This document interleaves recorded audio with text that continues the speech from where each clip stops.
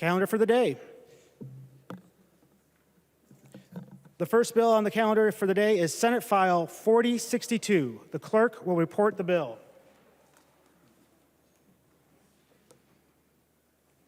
Senate File number 4062, number 1 on the calendar for the day, an act relating to state government appropriating money for environment, natural resources, and tourism, the unofficial engrossment. I recognize the author of the bill, Representative Hansen. Thank you, Mr. Speaker and members. Senate File 4062 is the Omnibus Environment, Finance, and Policy Bill. I want to make sure before we start that we thank some very important people. Janelle Taylor and Bob Eliff from House Research, Fiscal Analyst Brad Hagemeyer, Committee Administrator Peter Strohmeyer, Committee Legislative Assistant Scotland Cracker, and partisan researchers Molly Peterson and Amy Zipko. Thank you for your work. Very important. We could not do this job without our staff. This is the Environment and Natural Resources Omnibus Bill. This bill has a net general fund target of $240 million for the FY 22-23 biennium. It appropriates $9.6 million from additional funds. For FY 24 biennium, the bill adds $35 million from the general fund and $31.9 million from other funds. Members, why do we have this bill here? What does it do?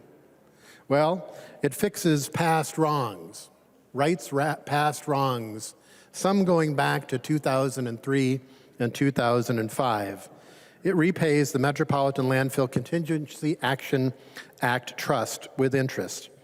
This fund was raided during the Pawlenty administration and doesn't have enough money to maintain and clean up closed landfill sites.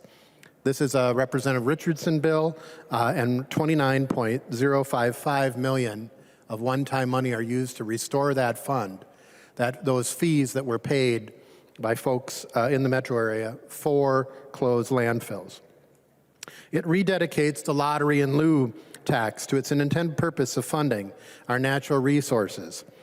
For FY, this also was raided in the Pawlenty administration to balance the budget.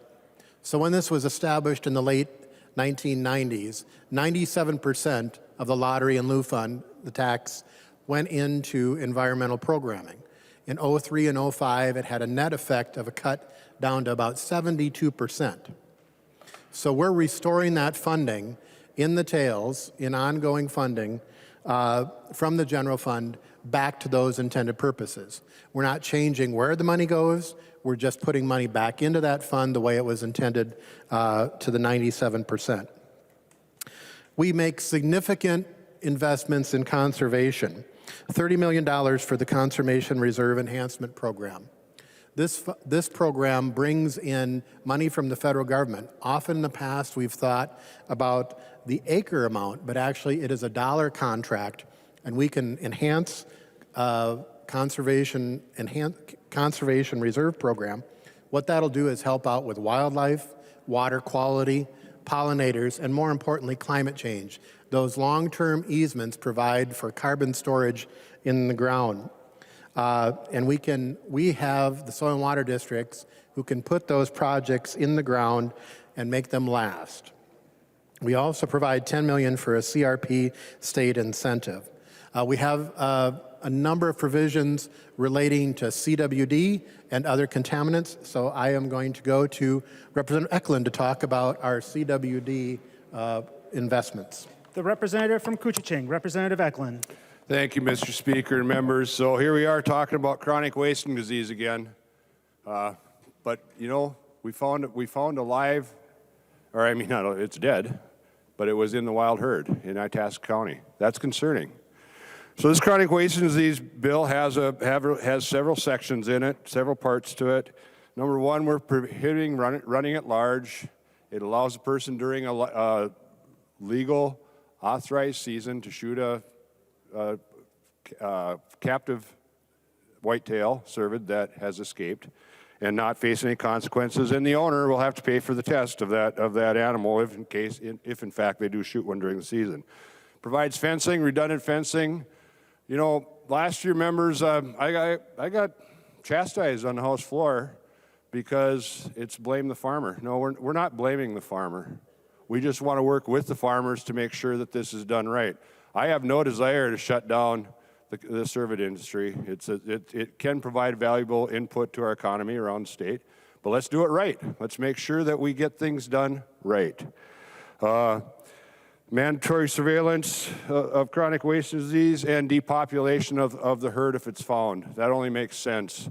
Folks, we don't know how long prions last in the environment. When we have a positive herd found in the state of Minnesota, it needs to be depopulated and taken care of. Importation of captive cervid from other states. It just prohibits the importation if it's come from if there's been a positive test from that farm in whatever other state they're trying to import the animal from. I think the biggest thing that we have in this bill, members, is we've got new technology. It has not been approved by the FDA, but it's getting close. But we have technology that we can live test our captive cervids now to find out if they're positive, and if it is, what mitigation factors we have. So we have appropriation in the bill for live testing to find out if in fact we do have a problem with captive cervids and chronic wasting disease in the state of Minnesota. And this will accomplish two things. If we do have a problem, let's take care of it. And if we don't have a problem, we can find out that our captive cervid industry is doing things the right way. And that's all that I'm looking for, is to make sure things are done the right way. And then probably the biggest thing is we're transferring the full authority to the Department of Natural Resources. And I think if we take a look at what's going on now with the Board of Animal Health and the DNR having co-authority, they're working towards the right direction. But the Board of Animal Health is also dealing with another little issue right now, the high-path avian influenza. Let's let them do their job, make sure that we take care of our poultry industry in the state of Minnesota, and let's let the DNR do their job. So members, this is whitetail hunting in the state of Minnesota is a $500 million a year industry. It's huge. And I don't know how many deer hunters are on the House floor today, but I hunt. My wife wonders really why I buy a license. I think it's been 7 years since I shot a deer, but I buy a license every year to help the DNR out with their fees anyway. So this is good language, and I want to rest people assured that I'm not blaming the farmer. But when we get down to taking care of protecting our wild herd, we must take all means possible to make sure that happens. So thank you, members, and I believe it goes to Representative Wozlik to talk about Pfas issues. To the representative from Ramsey, Representative Wozlik. Thank you, Mr. Speaker. So PFAS are used in many consumer products, often because of their grease or water-resistant properties. They are persistent in the environment, highly mobile, and some PFAS bioaccumulate in human bodies. These chemicals have no known degradation pathways in the environment, which means that they stay in surface water, groundwater, wildlife, and people's bodies, and are passed down through generations from mother to child through umbilical cord blood and breastfeeding. The Agency for Toxic Substances and Disease Registry at the CDC suggests that PFAS has been linked to pregnancy-induced hypertension and preeclampsia, liver damage, increased cholesterol, increased risk of thyroid disease, decreased antibody response to vaccines, increased risk of asthma, decreased fertility, and decreased birth weight. The best way to prevent these negative health impacts and the continued environmental contamination is to stop using products that have these chemicals in them. So we're doing that in this bill in Article 4. The bill prohibits the manufacture, distribution, and sale of several products, including home and commercial furnishings, cookware, cosmetics, children's products, ski wax, and firefighting foam. The bill also requires manufacturers of products with intentionally added PFAS to file a disclosure notice that includes a description of the product, what function is being performed by adding PFAS, the amount and types of PFAS added, and contact information for the manufacturer. This would be publicly available so that consumers know which products PFAS is in, which products they might be using that include PFAS. There's also some requirements for the Department of Health to set water quality standards in here for certain PFAS. And this is a prevalent chemical. It's pretty much everywhere at this point in everyone's bodies. It's very toxic and harmful, and we're making an attempt here to ban it in a lot of products so that we don't have the continued negative health impacts and the environmental risks. Thank you, Mr. Speaker. To the author of the bill, Representative Hansen. Thank you, Mr. Speaker, and thank you, Representative Eklund and Representative Wozlowick. So again, the bill is righting past wrongs, makes a significant investment in conservation, addresses contaminants like PFAS, forever chemicals, lead, cadmium, and other contaminants. And then it also addresses climate change. It has various programs that have a dual effect, conservation and helping out with climate change. Emerald ash borer, we have $11 million. $11 million.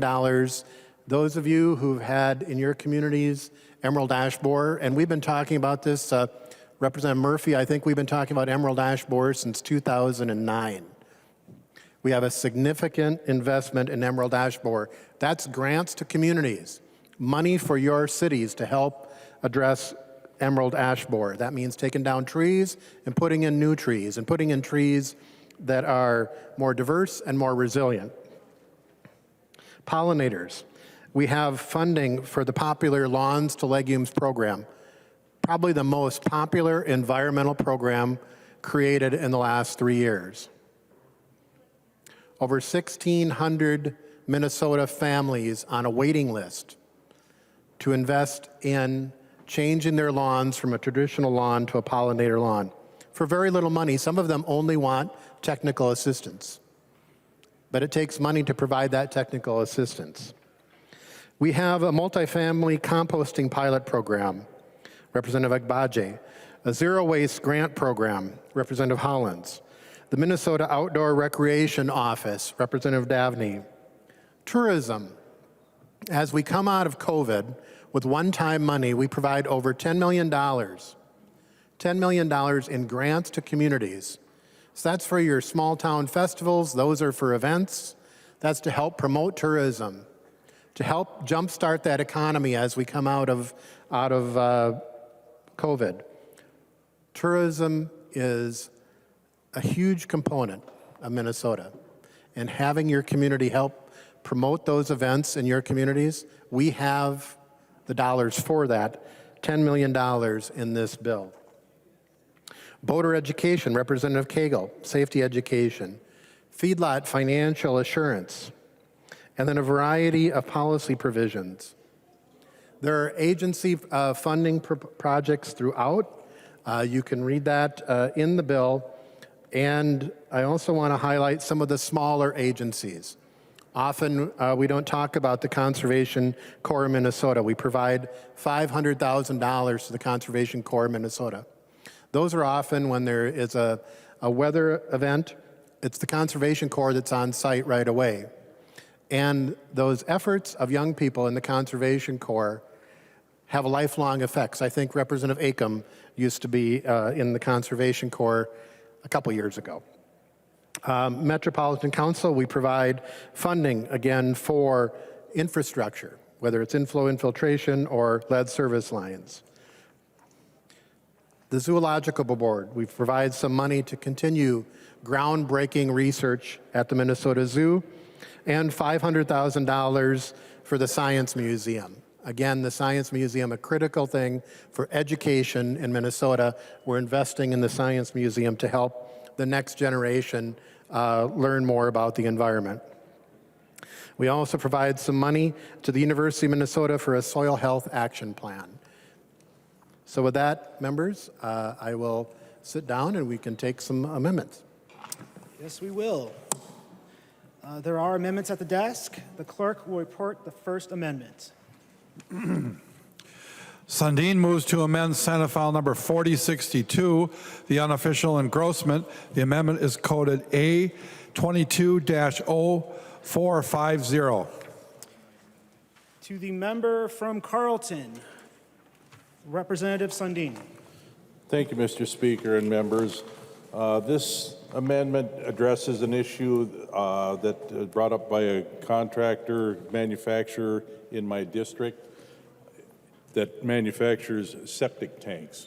Now, they're about approximately 3 inches thick septic tanks, and there's a drain hole in the bottom of some of them that are manufactured in the fall of the year, and if they're not ready for delivery, they have to sit there. And rather than the frost and water that's contained in them, you know, due to snow and that type of thing, they need to drain that out. So there's a hole in the very bottom of them to drain that water out. It's a hole about the size of your ink pen, and it's plugged with a nylon product with a mastic around it and seals it up. And I'll swear to God that nylon plug is going to last longer than the concrete that it's patching.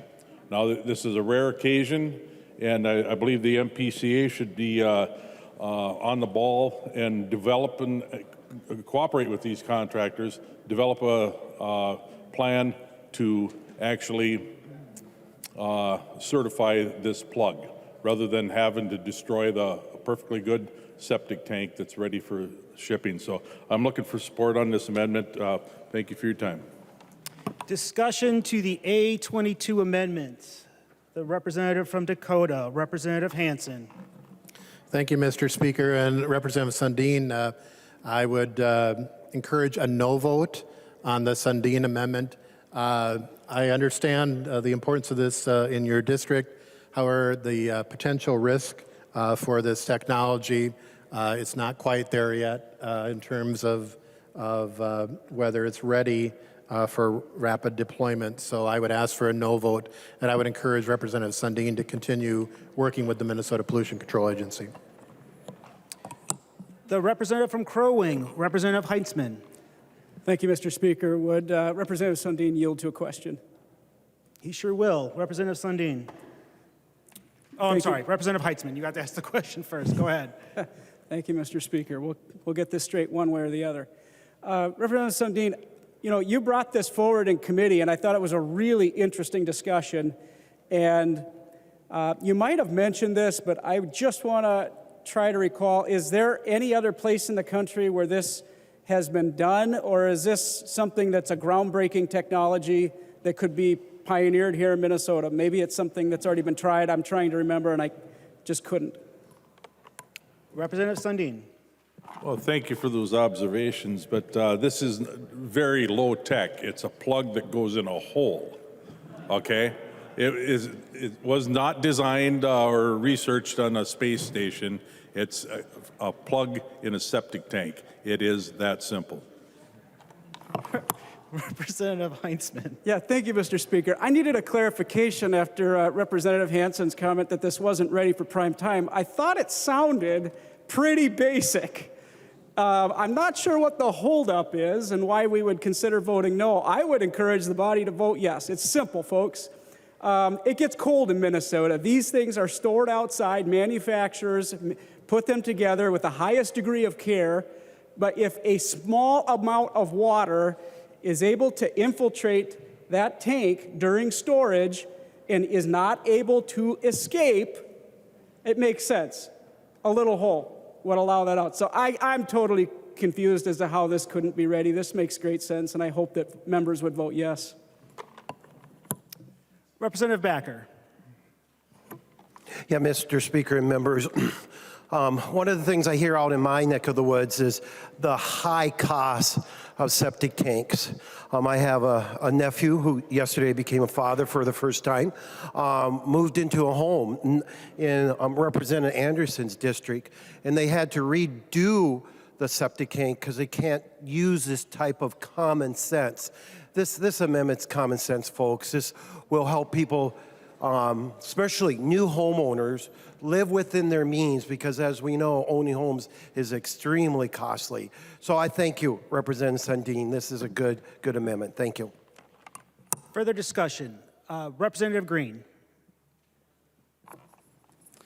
Thank you, Mr. Speaker. I too would ask if Representative Sundin would take a question. He will yield. Thank you, Mr. Speaker. Representative Sundin, how much pressure is there in a septic tank? Representative Sundin. Thank you, Mr. Speaker. I don't know. I've never spent a whole lot of time in a septic tank.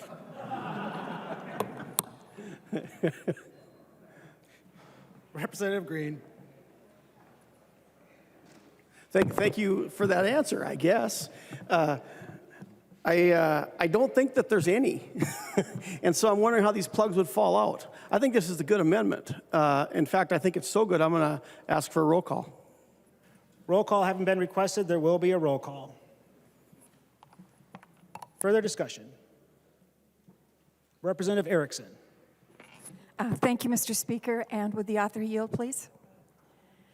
Thank He you, will yield, Mr. yes. Speaker. And Representative Sundin, does this apply to those of us who may already have concrete septic tanks?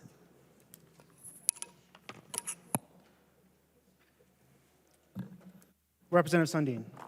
Thank you for that question. Mr. Speaker, Representative, no, those septic tanks that are installed have nothing to do with this particular fix on one that is actually in storage in a yard. Representative Erickson. Thank you, Mr. Speaker. That's all I needed to know. Thank you. Further discussion to the A22 amendment. Representative Hansen.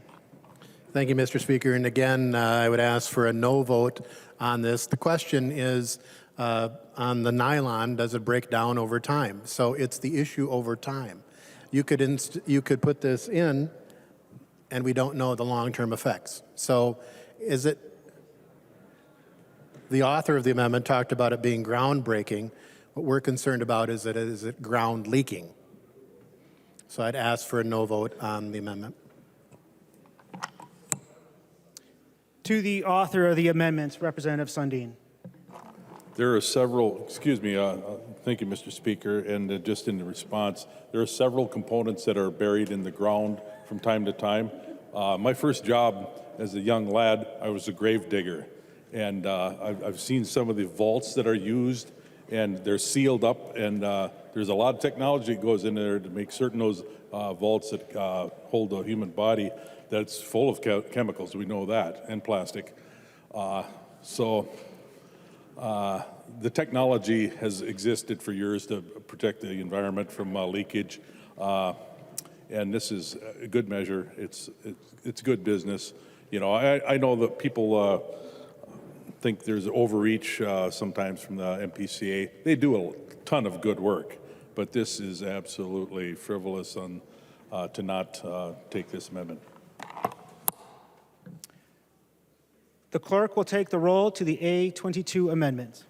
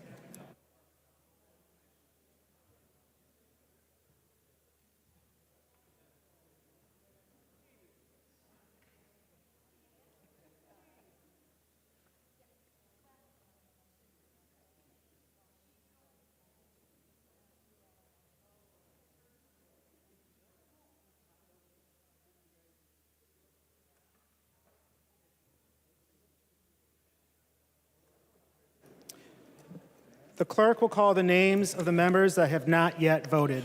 Bernardi. No. Bernardi, no. Davids. David's aye. David's aye. Franzen.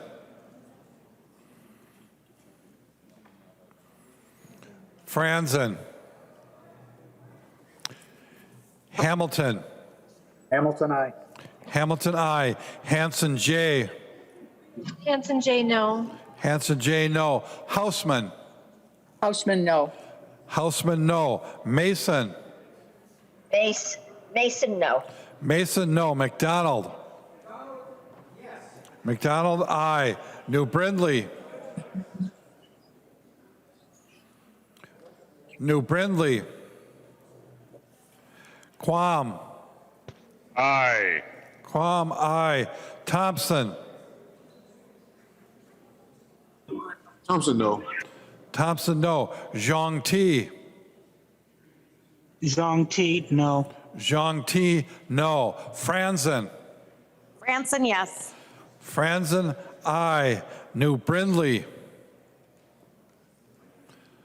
New Brindley. The clerk will close the roll.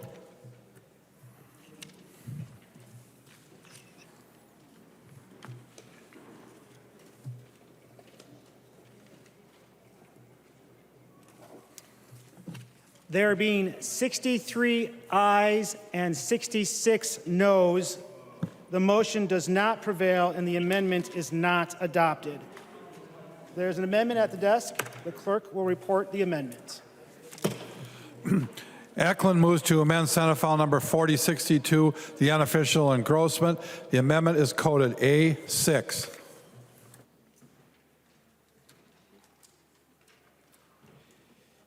To the author of the amendment, the member from Kuchiching, Representative Eklund. Thank you, Mr. Speaker. This is a highly controversial amendment. I want to thank Representative Cagle for a good voter safety bill that she put in. All this does is the houseboat companies are in the rental business. They rent their houseboats, plus they rent little boats, so we just wanted to have houseboats listed as part of this bill. I ask for your yes vote. Further discussion to the, what do we got here? The A6 amendments. Further discussion. Seeing no further discussion, to the author of the amendment, Representative Eklund. Please vote yes. Members, all those in favor of the A6 amendment say aye. Aye. All those opposed say no. No. The amendment is adopted.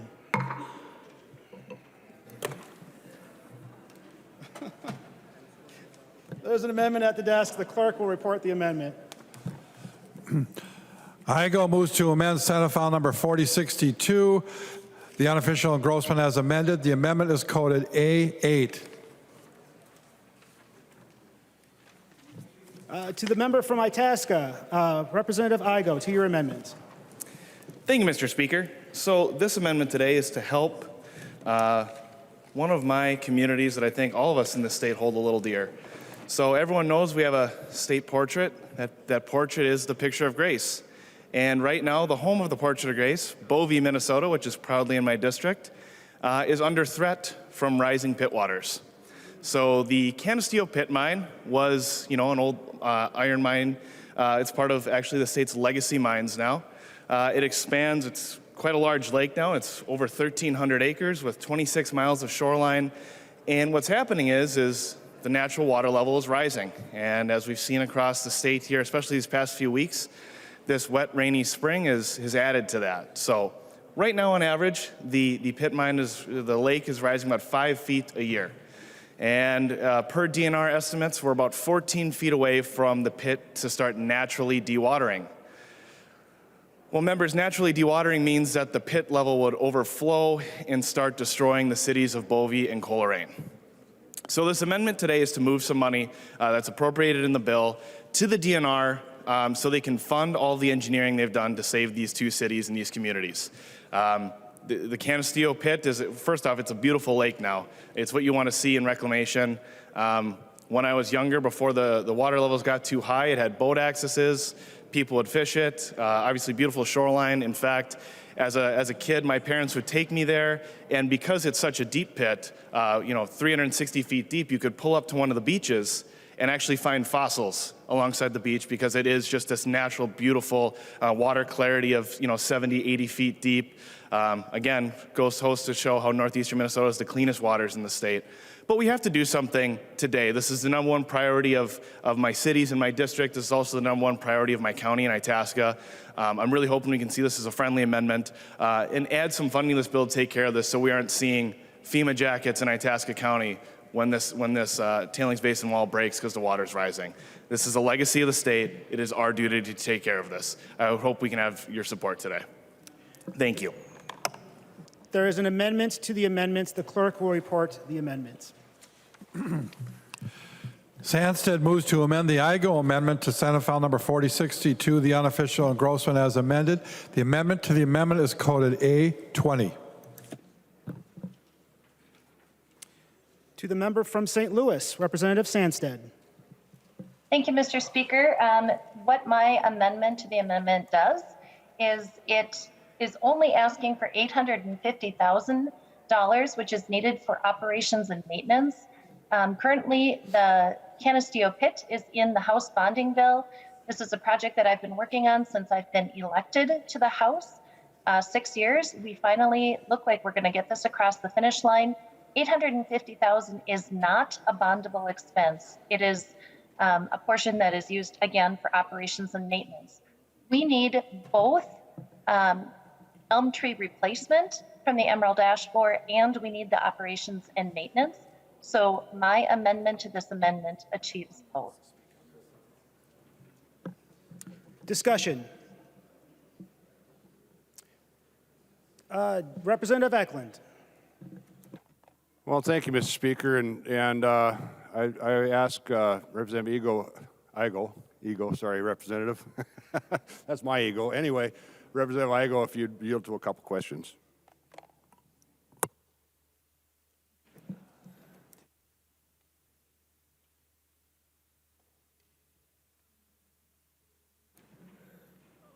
Representative Sandsted, will you yield for a question?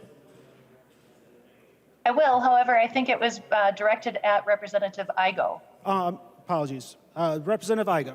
He will yield. Representative Eklund. Well, thank you, Mr. Speaker. Representative Igo, did you get the latest news report that Emerald Ash Borer has moved into Lake County now, as well as St. Louis County? Representative Igo. Yeah, I was aware of that. Thank you, Mr. Speaker. If Representative Igo would continue to yield. He will yield. Representative Eklund.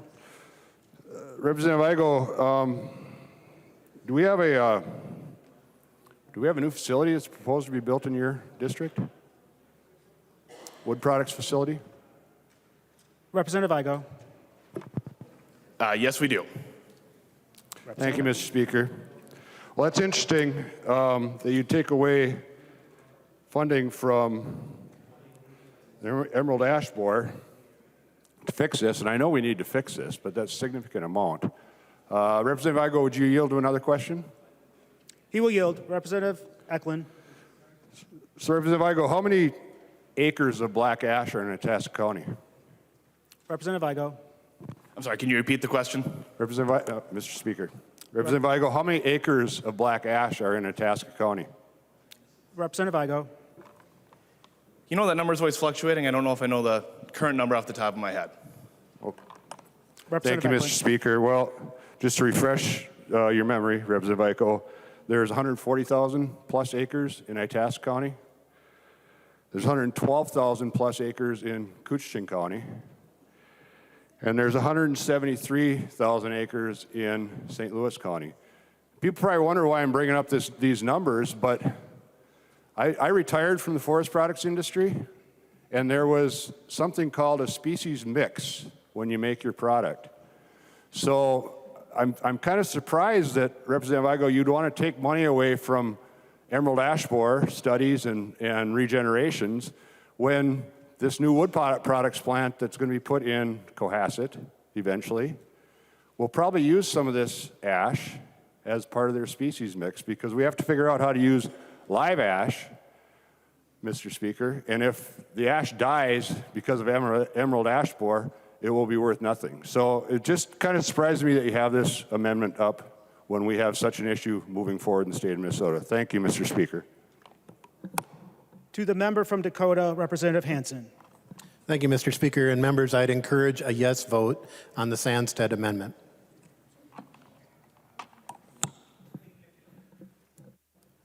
Representative Lewick. Thank you, Mr. Speaker. Hopefully you don't need glasses I'm burdened with them, but no, this is a tough one. I appreciate where Representative Sandsted's going with this amendment. She's going to support perpetuating a pretty serious problem, and that is, it's pretty clear. You know, the engineering folks have looked at the situation, and it's just a matter of time. And we're going to have a very, very serious flooding problem for people in 2 of our cities on the Iron Range.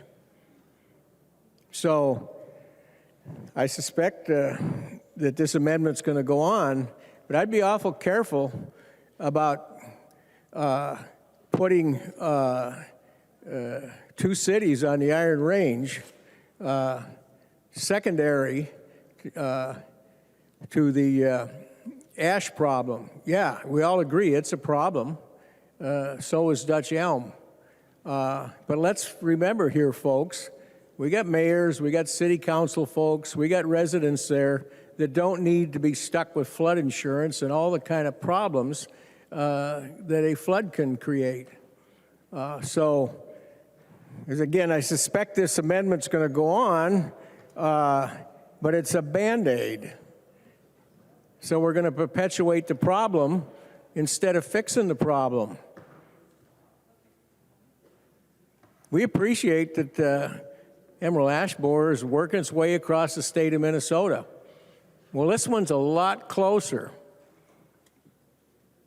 We get, as you say, the rumor is, and some will say it's absolutely sound science. Others will debate that. I know for sure climate's changing. We're getting more water falling out of the skies year for year. That's what's going on right now. That, along with the natural increase in the elevation of that lake, is going to overtop and flood 2 cities. So with a huge, huge, unbelievable amount of dollars, remember, we funded environmental natural resources fully last year. We do have a budget in place. It would seem that this is an opportunity to fix a problem instead of just admiring it, as one of our colleagues, I believe it was Representative Ansel, used to be one of his favorite topics was, here we go again, we're going to admire the problem and not fix it. So, again, if this is the best we can do, this is the best we can do. But I think we continue to put 2 cities at risk for no good reason. We got the money, and the environmental natural resources area is already fully funded. Thank you, Mr. Chair, or Mr. Speaker. Further discussion to the amendment. Representative Bowe. Thank you, Mr. Speaker. Would the author of the original amendment yield for a question? He will. Representative Bowe. Thank you, Mr. Speaker. Representative Igo, help me to wrap my head around this. Would that amendment to the amendment amount be adequate to address the problem, or would we be left something short of what we would want to protect those communities? Representative Igo. Thank you, Mr. Speaker, and thank you, Representative Bowe. Those dollars would be, in a sense, kicking the can down the road. It's not solving the problem we have at hand. I understand, was mentioned, the emerald ash borer is also a problem. No one in here is denying that. But what we need to do is address the problem. And the problem is that there's hundreds of families in my district who are at risk of losing their homes when this tailings basin wall breaks if we don't do anything. That's why this amendment would be destructive. Very good. Representative Bowe. Thank you, Mr. Speaker. Further discussion. Mr. Speaker. To the author of the amendment, Representative Sandstead. Thank you, Mr. Speaker. I want to assure the body that should this amendment to the amendment go on, we are not creating a Band-Aid. We are not kicking the can down the road. The project, which I have chief authored for the last 6 years, is also being addressed through the bonding bill. And the majority of the expense is being handled in a bonding bill. It is a bondable project.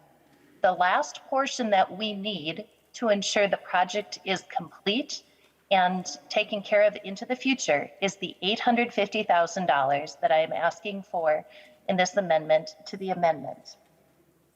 I understand the severity and the need to complete this project, but that is incumbent upon the body to pass not just an environment bill, but also a bonding bill.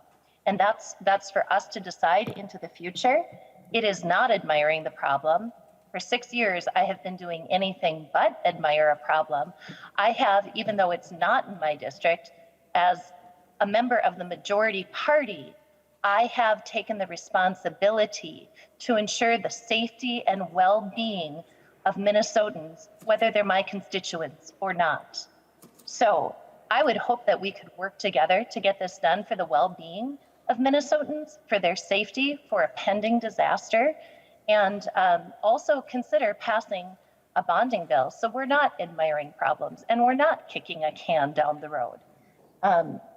As I said earlier, we need both of these pieces. We need the $850,000 for operations and maintenance, and we need to take care of our emerald ash problem or emerald ash borer problem and the replanting of those trees.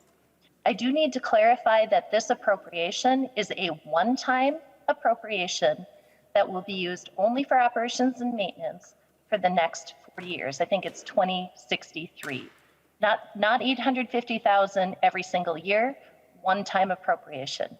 And with that, members, I would ask for your support. There being no further discussion, all those in favor of the amendment to the amendment, the A20, say aye. Aye. Opposed, say no. No. The motion prevails and the amendment is adopted. To the amendment, Representative Igo. Thank you, Mr. Speaker. Again, we just need to prioritize that we're taking care of families here with this bill. A little disappointed that we moved the dollars amount down, but it's a step in the right direction. I would encourage everyone's support. Thank you. Further discussion? Seeing none. All those in favor of the A8 amendment say aye. Aye. Opposed, say no. The motion prevails and the amendment is adopted. There is an amendment at the desk. The clerk will report the amendment. O'Driscoll moves to amend Senate File Number 4062, the unofficial engrossment as amended. The amendment is coded A10. Okay. The member from Stearns, Representative O'Driscoll, to your amendment. Thank you, Mr. Speaker and members. This bill, or this amendment, I should say, is a bill that's been working its way through the legislature this year. We've been working on it for about 2 or 3 years, and it is corrections that came to us regarding the school trust lands office and how we manage the school trust lands. And the OLA had some recommendations that are included in this particular provision, and we also have some clarification of duties of the school trust lands office. And what had happened when this bill was introduced and had the support of the commission, in one chamber it found its way into the education bill, and in the other chamber it found its way into the environment bill. And what I'm offering today in the A10 is the exact same language that we had in the bill for the House and the same language that we had in the Senate, which is the agreed upon language, to get it lined up so that we have it in the right order for the conference committee when that should occur. So members, I ask for a green vote on the A10 amendment today, technical in nature. Discussion to the A10 amendment. The representative from Dakota, Representative Hansen. Thank you, Mr. Speaker, and I'd encourage a yes vote on the O'Driscoll amendment. To the author of the amendment, Representative O'Driscoll. I echo the chair's sentiments. Vote yes. Okay. Seeing no further discussion, all those in favor of the A10 amendment say aye. Aye. Opposed, say no. Wow. The motion prevails and the amendment is adopted. There's an amendment at the desk. The clerk will report the amendment. Swazinski moves to amend Senate File Number 4062, the unofficial engrossment as amended. The amendment is coded A14. Okay, Representative Swazinski. From the member from Lyon, Representative Swazinski, would you please introduce your amendment? Thank you, Mr. Speaker. Thank you, members. The A14 Amendment is a pretty straightforward amendment. The amendment simply expands the use of rifles for deer hunting across the state. Under current Minnesota law, we have the northern portion of the state, we can use rifles and shotguns. In the southern part of the state, we have essentially what's called a shotgun zone. And with the changing technology, with the advancement of rifle-calibered pistols, we've seen a great increase and a great adaption where a lot more hunters and opening the door to a lot more hunters, the use of rifle-calibered pistols throughout the state.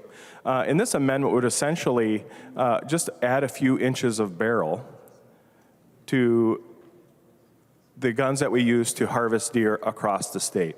So currently, 308, 30-06, 243, 223, those calibers are used in northern Minnesota, and those calibers are used in southern Minnesota. It's just in the deliverance of using a rifle-calibered pistol. And, from an adaption standpoint, we always like to hear stories.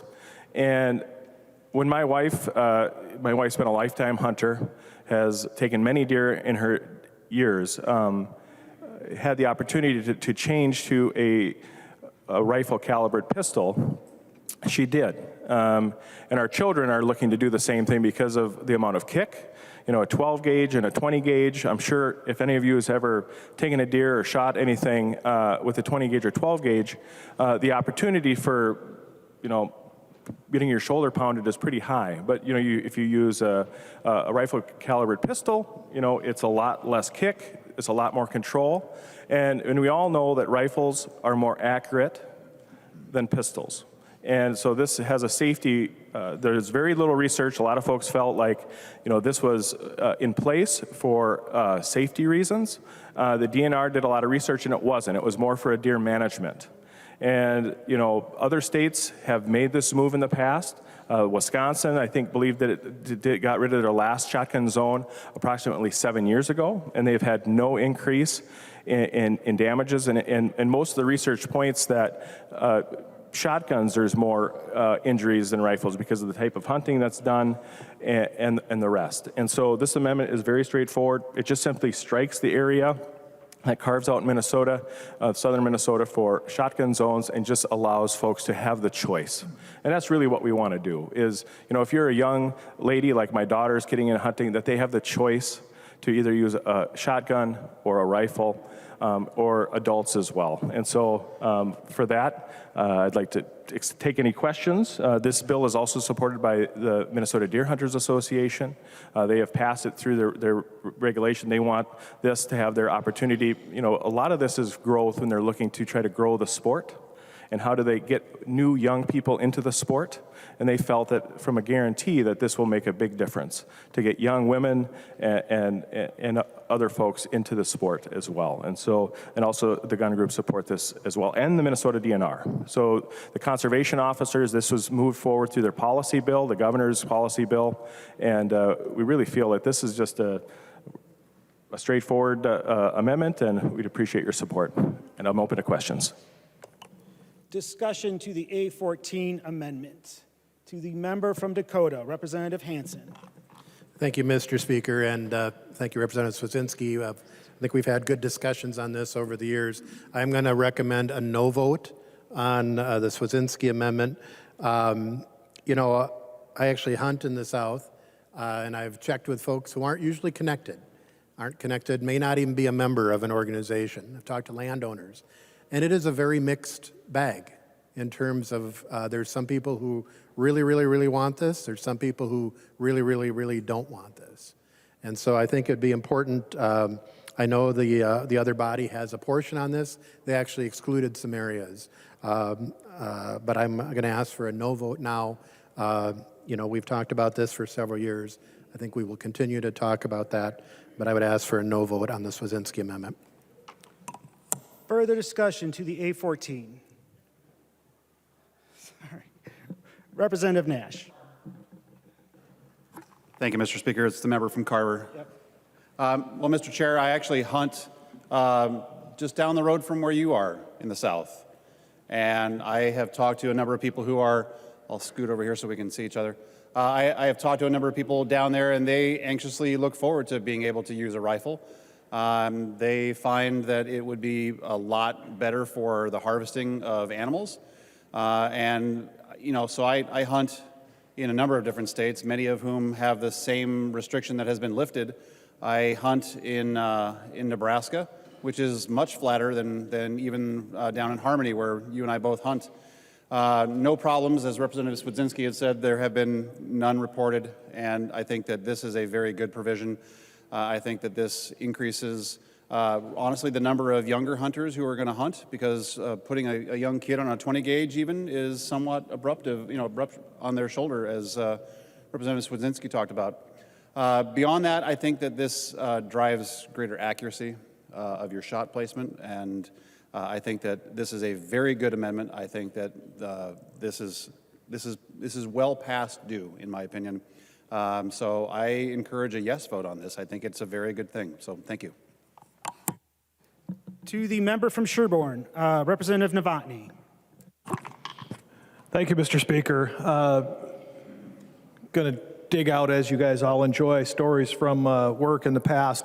As a firearms instructor, when we do qualifications, our name tags were always on the top of your pocket. It was right here, or right where the shotgun butt plate would be if you weren't holding it real correctly. And I think some of the police supply agencies really enjoyed when we did shotgun qualifications, because out of 70 people, the younger deputies that weren't smart enough or hadn't learned, because they've had to order 3 new name tags, would learn to take their name tags off before they did the shotgun qualification, because it would bend, because shooting a shotgun slug has a heck of a wallop.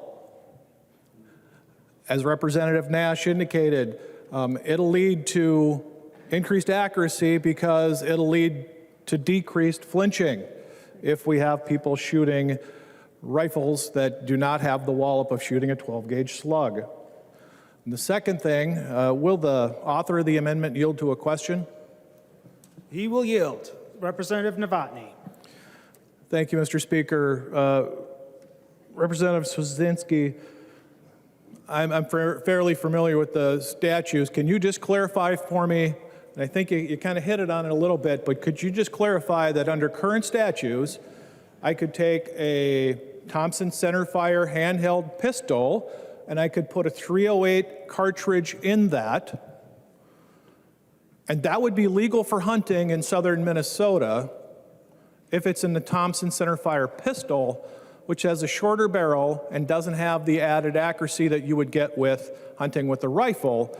But if I take that same cartridge and put it in a rifle that I would be able to have glass, then you would be able to, that would not currently be legal? Representative Swedzinski. Thank you, Mr. Speaker. Yes, Representative Novotny. So yes, that Thompson centerfire pistol that you could put a .308 or 300 Win Mag cartridge in, you could use as a pistol, but you couldn't use it in a rifle. Yes. So a shorter, less accurate pistol is legal, but the longer barreled rifle would be illegal. But it's legal to take coyotes, it's legal to take vermin, all that sort of thing, to help our pheasant populations in the same area, though, but not for deer hunting. Representative Novotny. Thank you for that clarification, because it seems to make really good sense. I don't know why we would be against that, but thank you for clarifying that for me. Thank you.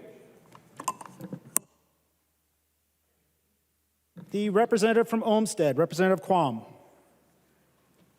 Thank you, Mr. Speaker. And would the author of the amendment yield? He will yield. Representative Quam. Thank you, Mr. Speaker. And I believe several urban areas where they have some parks and other areas that are open to bow only. And do you think that there would be the possibility in certain areas that there could be some localized shifting different from this rule, or is this a universal? If there's, if you could talk on that general subject. Representative Swazinski. Thank you. You know, Representative, thank you, Mr. Speaker. Representative Quam. So yes, there are specialized hunts that often do happen within cities and local units of government.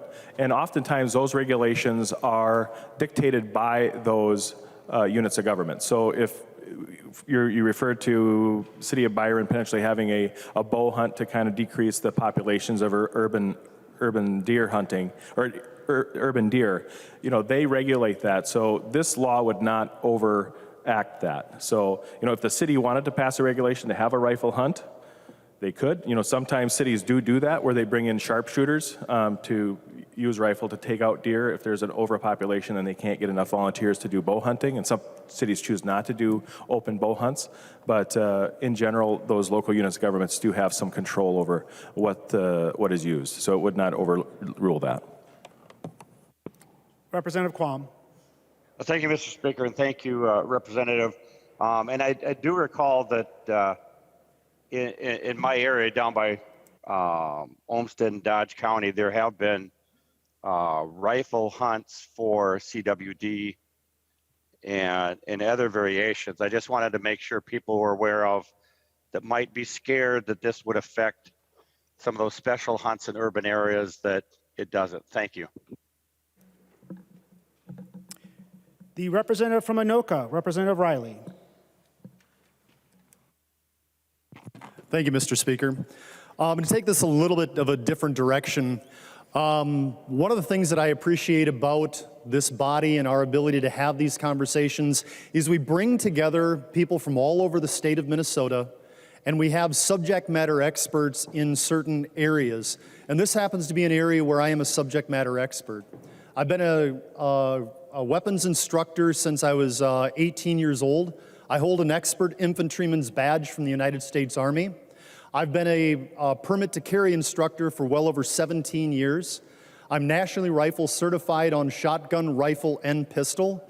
I've studied this bill, or this amendment, I should say, and from my professional opinion, this does advance safety. It does advance our sport. And I had an opportunity this morning to speak with one of the owners of the Metro Gun Club up in my area in Blaine. And we talked about the shooting sports in general. And one thing I would like to share with the body here today, Mr. Speaker, is I don't know if the body knows this, but there are more high school students that are involved in trap shooting than there are in hockey, in the state of hockey here in Minnesota.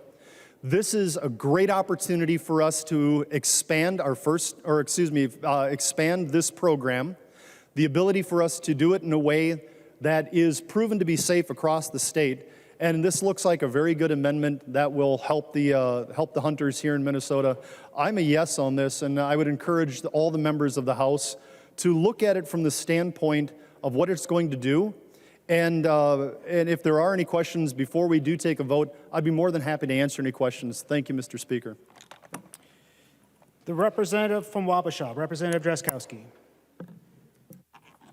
Thank you, Mr. Speaker. Thank you, members. Thank you, Representative Swazinski, for the amendment. I think this is a great amendment.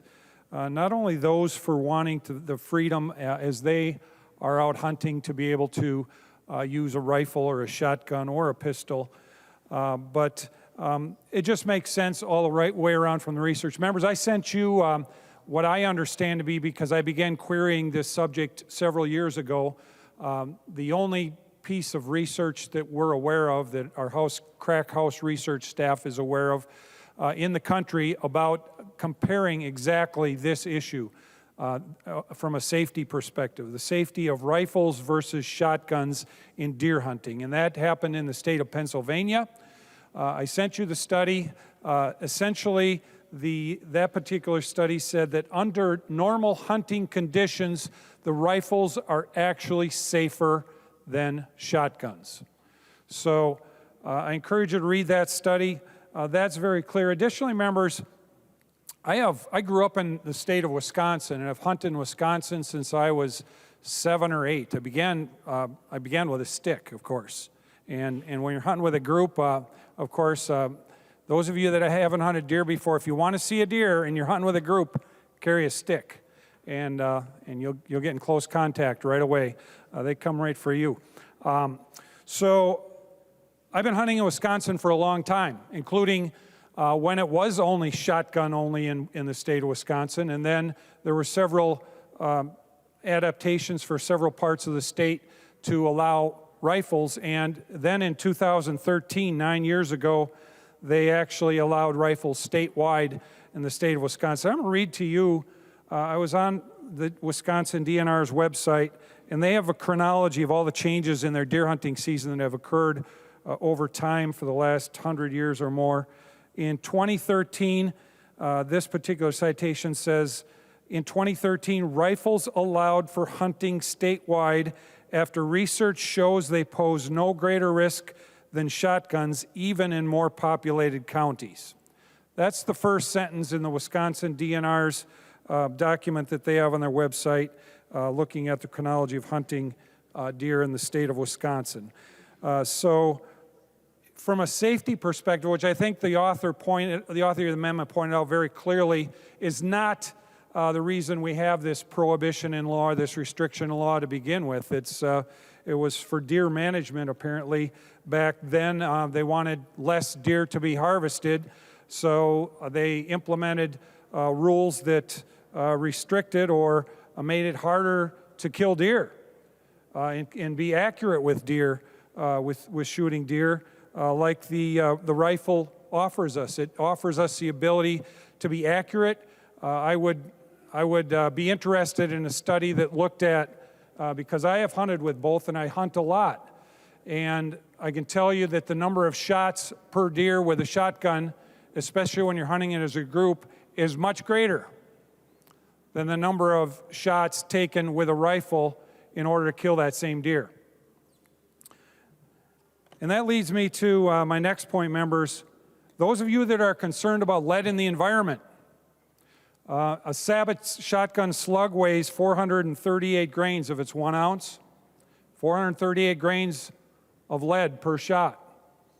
The average rifle cartridge sends out about a 150 grain bullet on average. So about 3 times the amount of lead deposited in the environment with a shotgun slug as is with a rifle round. And if you factor in that you're going to have 2 or 3 times more shots from the shotgun than you are from the rifle to kill the same deer, you're probably going to have even more, maybe 3, 6, 9, or 10 times more lead placed in the environment if you're shooting a shotgun versus a rifle. If that's a concern of yours, that's something to think about with this amendment. But what's brought forward by people, I think, reflexively, because Representative Swazinski, I've talked to a lot of my hunters too, and others that have talked here. Representative Hansen, thank you for discussing this. They always bring up safety without actually knowing what the safety research and the experience has been. And the reality is, rifles offer the hunter the ability not only to very clearly see the target, our number 3 item in gun safety for those others like me that have taught gun safety, be able to see the target clearly and the area behind them clearly. The scope on a rifle gives you much more ability to be very, very sure of that than somebody on average hunting with a shotgun and sometimes shooting in the brush or other places. So the safety is much greater actually with a rifle. With that, Mr. Speaker and members, I encourage a yes vote on the amendment. Thank you, Mr. Speaker. To the representative from Ramsey, Representative Becker-Finn.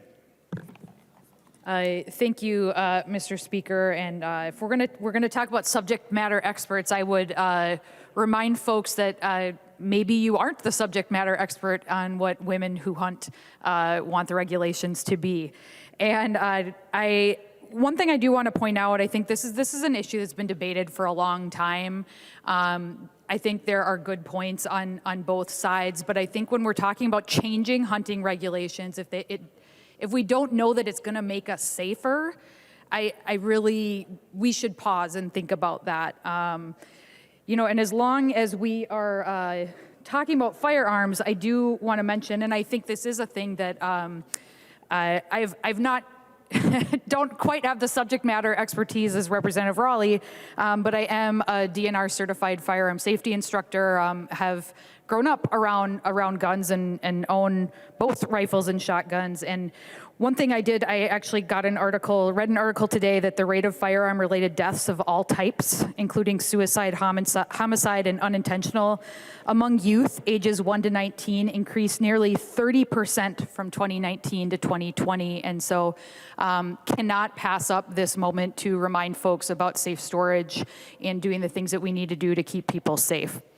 To the amendment, I'm sorry if folks have trouble with flinching when they shoot shotguns. You do have to train that out of yourself sometimes.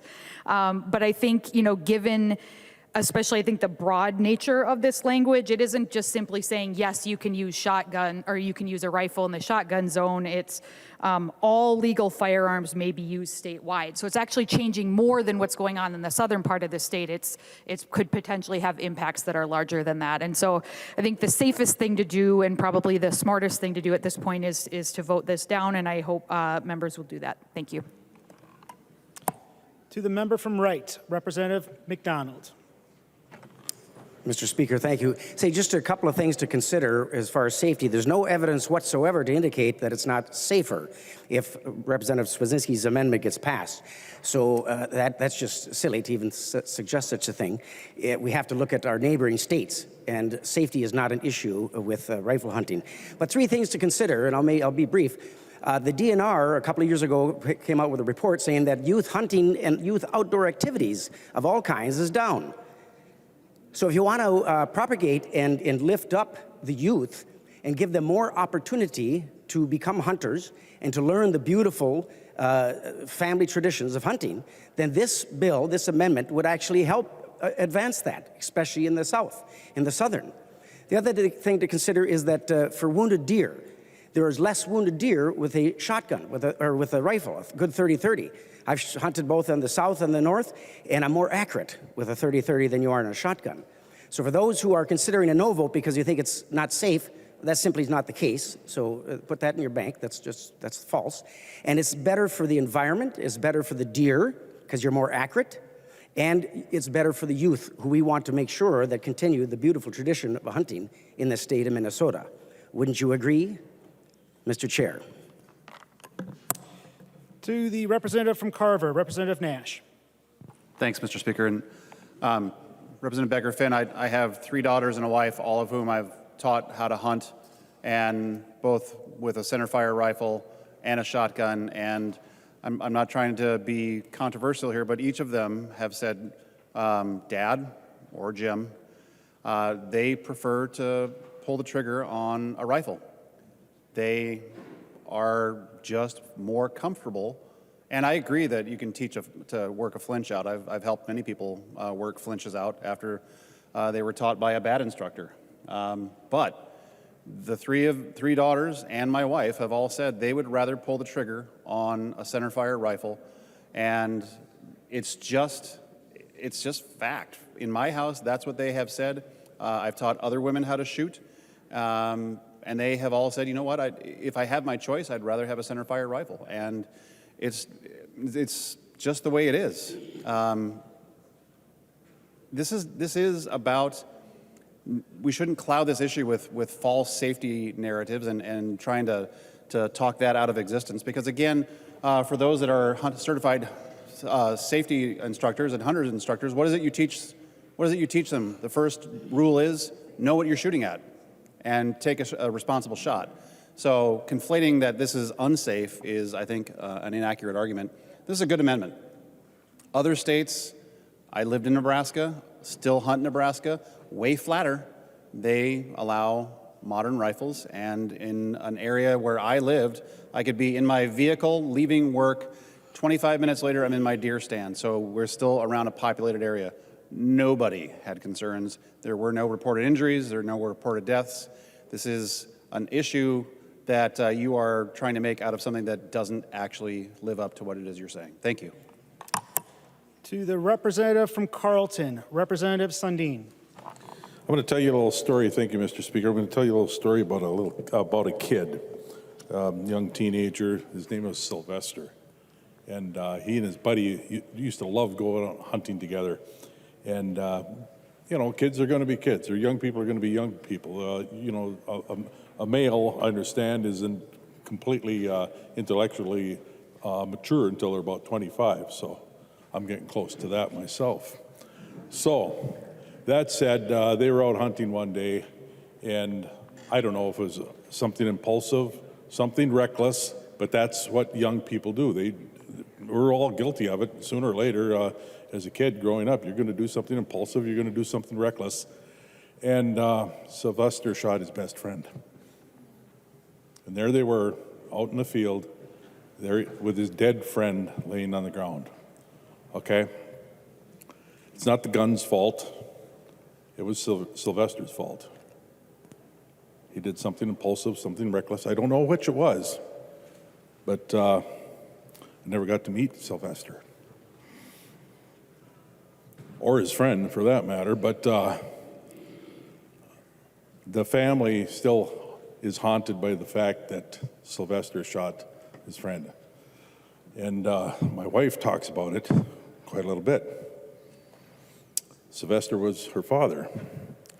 So not only the family of the dead person has been affected by this, but the survivors too. The point is, young people do impulsive things, young people do reckless things. I can speak to personal experience on that, and I'm sure everybody in this room can as well. But that said, that's the reason to not put high-velocity projectiles in the hands of young people. Okay, I trust the firearm training that we talked about. You know, my children went through it, I went through it, and it's a good thing, but young people still do impulsive things, reckless things. That said, kind of from an ag angle on this, I grew up on a farm, nice little dairy farm, and hunters would come and they would ask, can we hunt your fields? Can we hunt around here? And they were very courteous about it. And we'd tell them, no over here, here's the cows here, here's the buildings here, here's where you're going to be shooting. And that was okay. But there's 2 hills in our farm. You couldn't even see the other side of the farm because of the trees or the hills. But that's up in Couchiching County. Now down in Martin County or wherever else south of the Twin Cities here, it's not wooded. It's flat land. And I don't want impulsive or reckless kids or anybody with a high projectile firearm taking down cattle or dairy farms. Would Representative Anderson yield for a question? Representative Anderson. Yes, he will yield. Representative Sundin. Thank you, Mr. Speaker. Representative Anderson, you know, if you got a good chunk of beef on 4 hoofs out in the field there or out in the pasture, what is that thing worth? Representative Anderson. Thanks, Mr. Speaker. Well, depending on if you're talking about a cow or a big calf or a bull, but I would say $1,000 to $2,000 probably. Value of an average beef critter. Representative Sundin. Thank you, Mr. Speaker. That's good to know. But with the dairy herds that are out there, with the genetics, what they are, you know, advanced genetics and very controlled genetics on a dairy herd, I'm understanding that they could be quite a bit more than that. Mr. Speaker, if Representative Anderson would yield to that question. He will yield. Representative Anderson. You're asking what I think the price of a valuable dairy animal would be worth, correct? Well, dairy is not my forte, but as you mentioned, yeah, there's a lot of high-end caliber breeding with dairy cattle. I wouldn't venture a guess. Several thousand for sure would be the value of a high-priced dairy cattle, yes. Representative Sundin. Thank you, Mr. Speaker. Thank you, Representative Anderson. So the point is, you know, reckless kids irresponsible kids can cause accidents. And even the best intended firearm user could take down literally tens of thousands of dollars worth of dairy herd, or maybe just a couple $1,000s of beef herd. But either way, that's a paycheck. That's a paycheck for a farmer. We don't want to see that. We don't have to see it. Vote no on this amendment, please. To the member from Freeborn, Representative Bennett. Thank you, Mr. Speaker. Would Representative Sundin yield for a question? He will yield. Representative Bennett. Thank you, Mr. Speaker. And Representative Sundin, youth are very important to me, and I want to make sure they're safe, but I do have a question for you. You're indicating that reckless youth are will be in more danger if we should adopt this amendment and eventually adopt the law.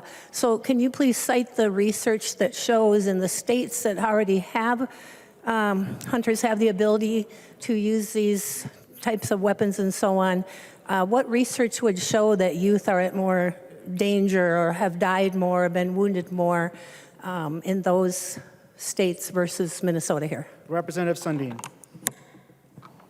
Thank you, Mr. Speaker. I'm sorry I can't address what goes on in other states. I'm just referring to the general irresponsibility that a lot of youth do exhibit.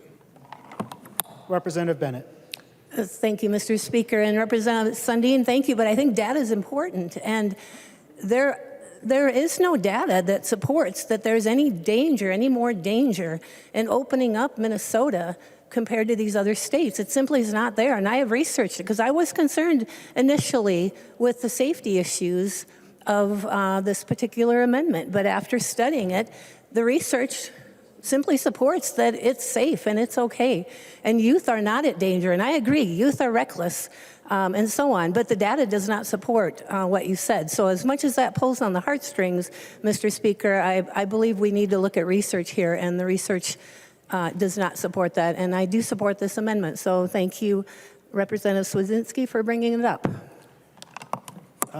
Next, we have the representative from Clearwater, Representative Grossel.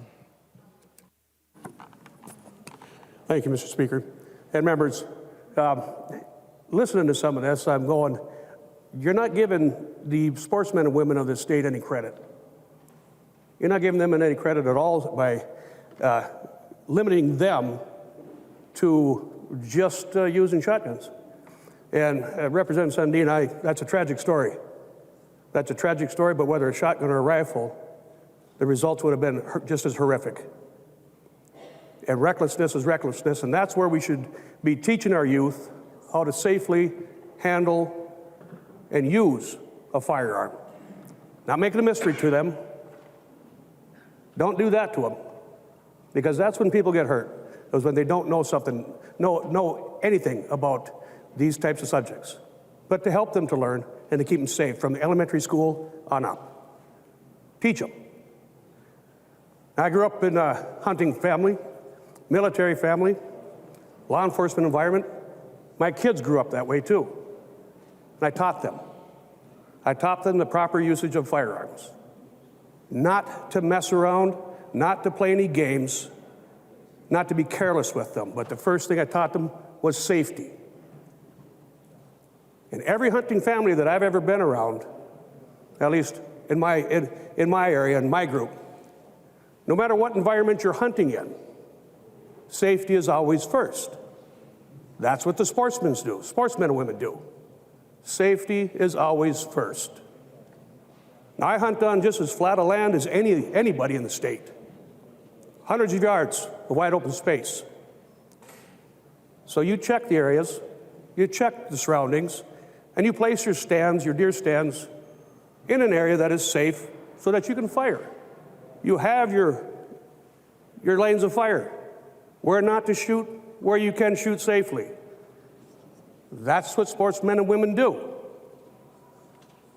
So to say that this amendment shouldn't go on, that the southern part of the state should not be allowed to use rifles, like I said, you're not giving them any credit. They will be just as safe as anybody else in the state because some of them have said they go to other states. They hunt on flatlands just fine. Other states around us, it's wide open. So this is not a safety issue because again, these are the sportsmen and women that have gone through the trainings, that have years of experience with firearms, that are going to use them in a safe and proper manner. It is just opening our state up to let everybody enjoy the sport however they want to use it. If they want to continue to use a shotgun, nothing's stopping them. If they want to switch to a rifle, well, why not let them? It's not hurting anything. It's not hurting anything. And if there has been a rise in young people's suicide, it isn't because of the firearms. It isn't because of the access to firearms. It's been because of what's been hammered on them for the past few years. Isolation, that kind of stuff. So this amendment isn't about any of that stuff. This amendment is about opening our state up, just like the rest of them around us, and allowing our sportsmen and women and their families to enjoy the hunting seasons. That's all it is. So I ask you to support this. Next is the representative from Isanti, Representative Doubt. Thank you, Mr. Speaker and members. Deer hunting is one of those traditions in Minnesota that I think we all enjoy. I have deer hunted since I was 12, or maybe even earlier than that, actually, probably with my dad or my uncle. And I remember hunting with my grandfather, and it's just one of those really rich Minnesota traditions. But deer hunting also serves another purpose. It's how we manage the deer population and the deer herd, and do that in a healthy way to make sure that we don't have overpopulation. And just in my time hunting, now I've shot a lot of deer in my life. I don't really hunt now to go and shoot a deer, and I pass on more than I even think about shooting. And I'll be honest, the only reason I still go in the woods is because now I hunt with my 14-year-old nephew. And for me, it's about making sure that he has that opportunity and that experience. And it's fun for me to share that with him and experience it with him. So that's why I still hunt. I'm not a big fan of venison, although my family likes it. But I have seen the laws change over the years and modernize. And we have worked on this particular issue. I know a lot of members have. I haven't directly, personally, although I support it very much. In my dozen years in the legislature now, I think this one has been worked on, I think, that whole time. This is the first time that this actually, the DNR is on board with this. It's in the governor's, the DNR's recommendations to make this change. It is a safety change.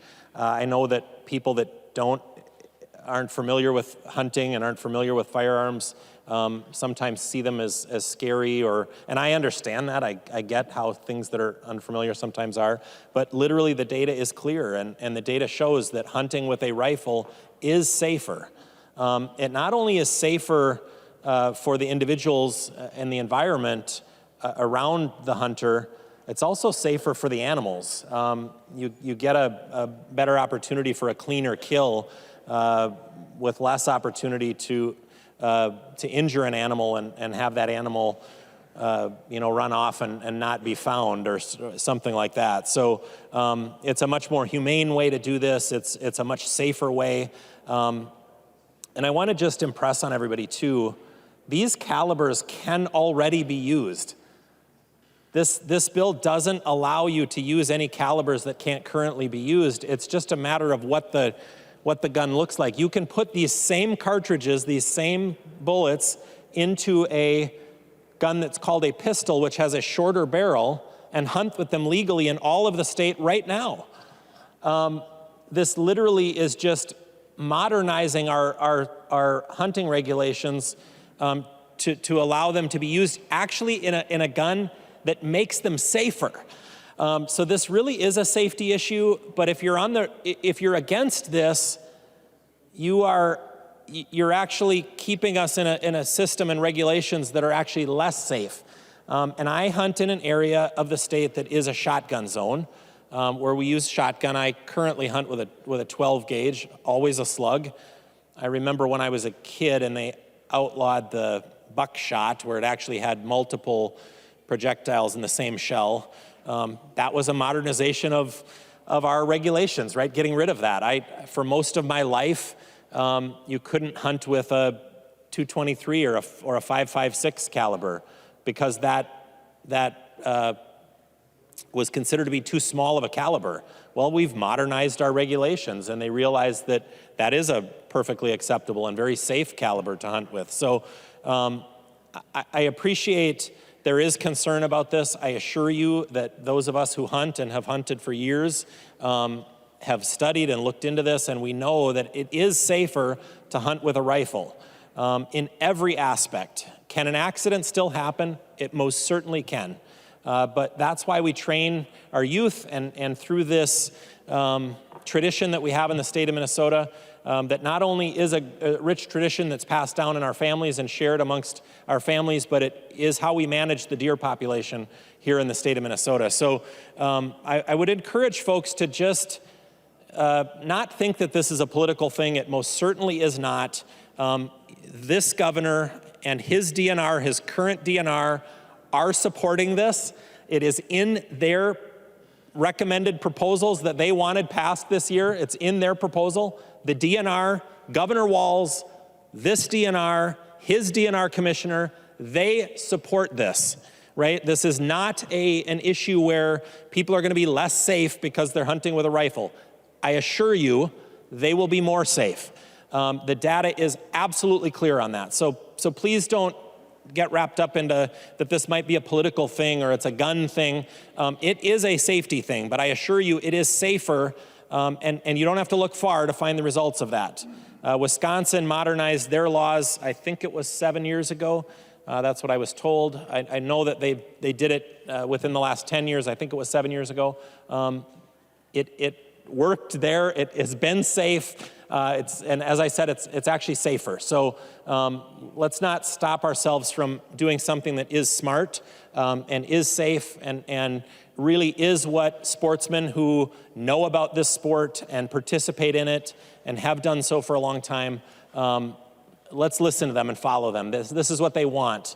They're a responsible group of people who understands what it means to safely and humanely harvest one of our natural resources, in our deer population, and do that through our hunting seasons. Our DNR now has joined with the Deer Hunters Association to say that this is something that we need to do, as other states around us have done, and the data shows very clearly this is safe. So I would ask people to really look to those that participate in this and have studied it.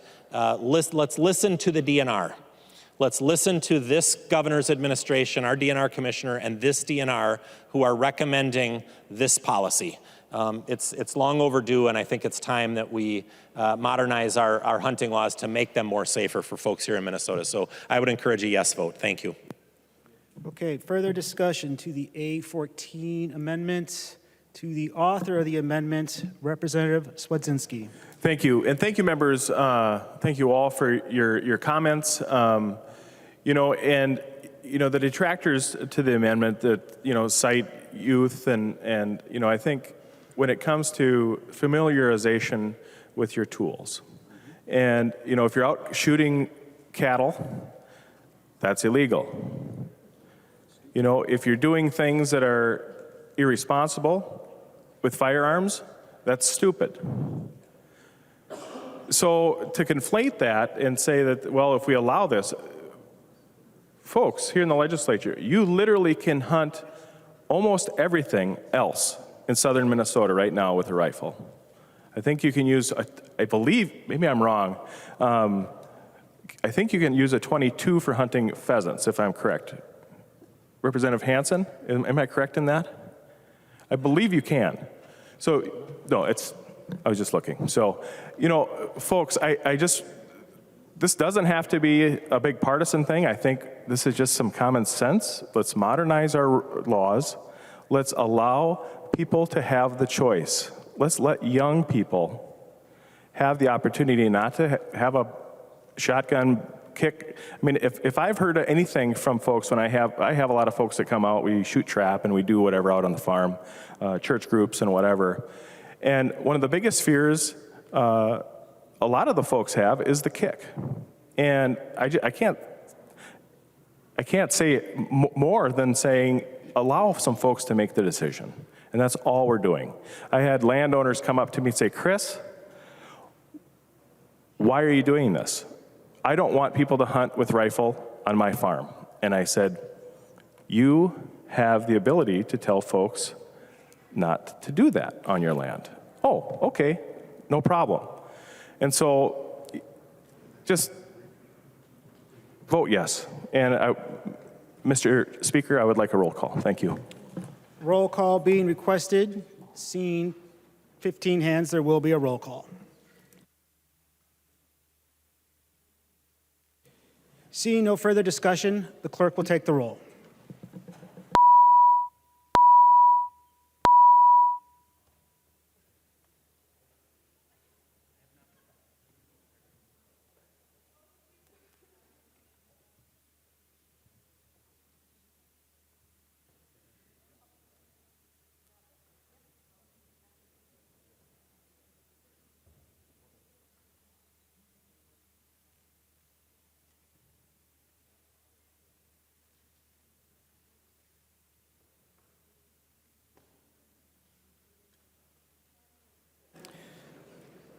Members voting remotely, please vote.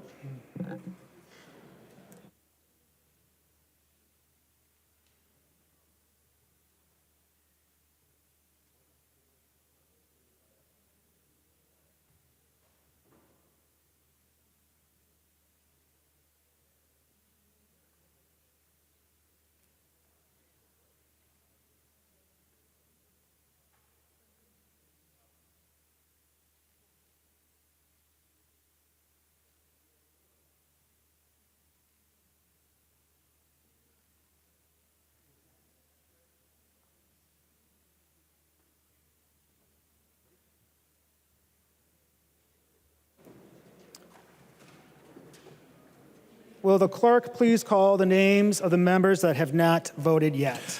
Davids. Davids votes aye. Davids, aye. Franzen. Franzen, yes. Franzen, aye. Hamilton. Hamilton, aye. Hamilton, aye. Hausman. Hausman, no.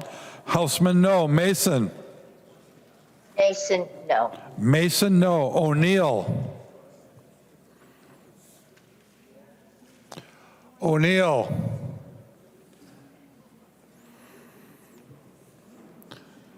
O'Neill. O'Neill.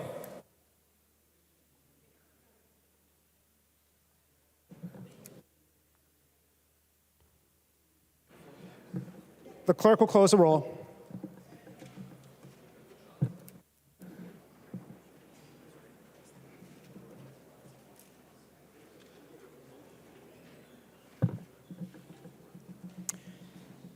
There being 61 ayes and 68 nays, the motion does not prevail and the amendment is not adopted.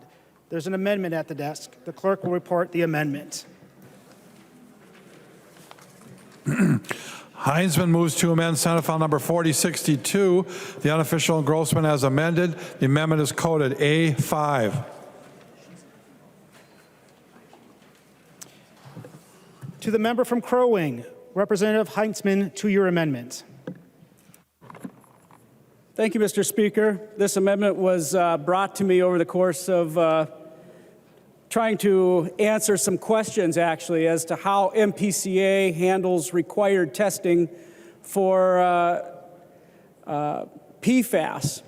And I think that there's a lot of merit in testing. I think we all agree that as an emerging issue, we need to be tracking this and figuring out where it is and how it is affecting Minnesota in various ways, whether it be drinking water, or in this case, I think the discussion is centered around, at least if I'm reading all the language correctly and the statute correctly, dealing with facilities that are processing wastewater.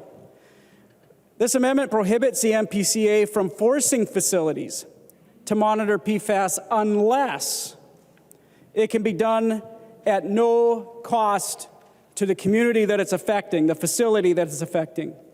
So this amendment would allow testing to continue if MPCA can find the money to do it. And I think that's critical. And earlier in the discussion today, we're talking a lot about some of the major investment that the underlying bill is making, and I feel like this is an area that has been missed, and I'm trying to highlight that by bringing this up today. And members, just quickly, I'm going to mention a few towns being affected. In fact, there's 91 municipal wastewater treatment plants potentially affected by this. Towns from Albert Lea all the way up to Two Harbors, Hibbing, Hoyt Lakes, Granite Falls. I could go on and on and on. This is something that, on one hand, we're glad to have the testing. But on the other hand, it's a significant cost, and I want to bring attention to this. So hopefully we can continue to look for a solution, because each test can cost up to, it is in the neighborhood of $1,000 to $1,500. That adds up. So I'm hoping that this amendment will affect the issue, and would look forward and appreciate a yes from the body. Further discussion to the amendment. I recognize the member from, there we go. I recognize the member from Ramsey, Representative Wasilek. Thank you, Mr. Speaker. Members, I would encourage a no vote on this amendment for a couple reasons. The process that the MPCA went through to come up with their PFAS monitoring plan was a cooperative process with facilities. And I actually spoke with MPCA about this amendment. And they said if they don't do this testing piece like they're doing it in this way, that they're actually going to have to open up permits for these facilities, which is actually a bigger concern for facilities than this cost of this testing. In fact, the document that Representative Hansen had sent around from the chamber expressed concern with the time required for these permit processes. So I would encourage members to vote no on this amendment.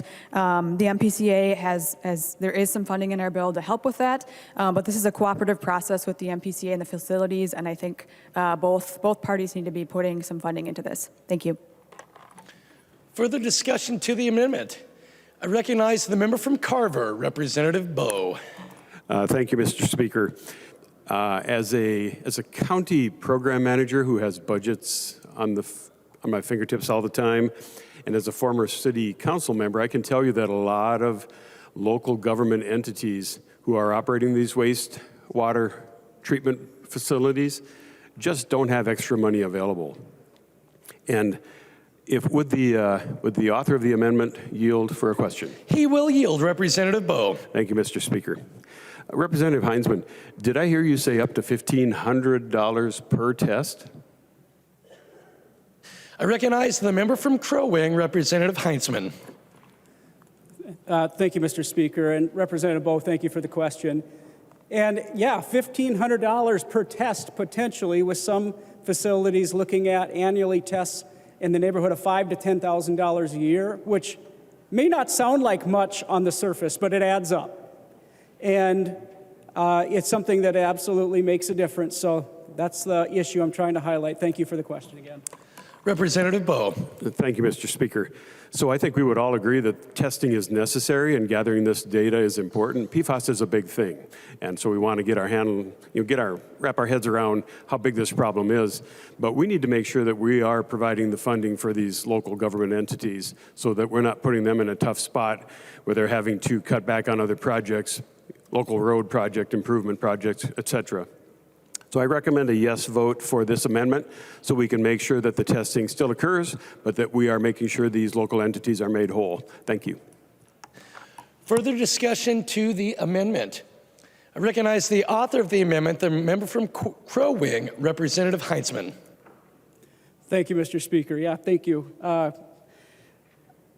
think, we talk a lot around here about mandates, and this one in particular being unfunded is troublesome.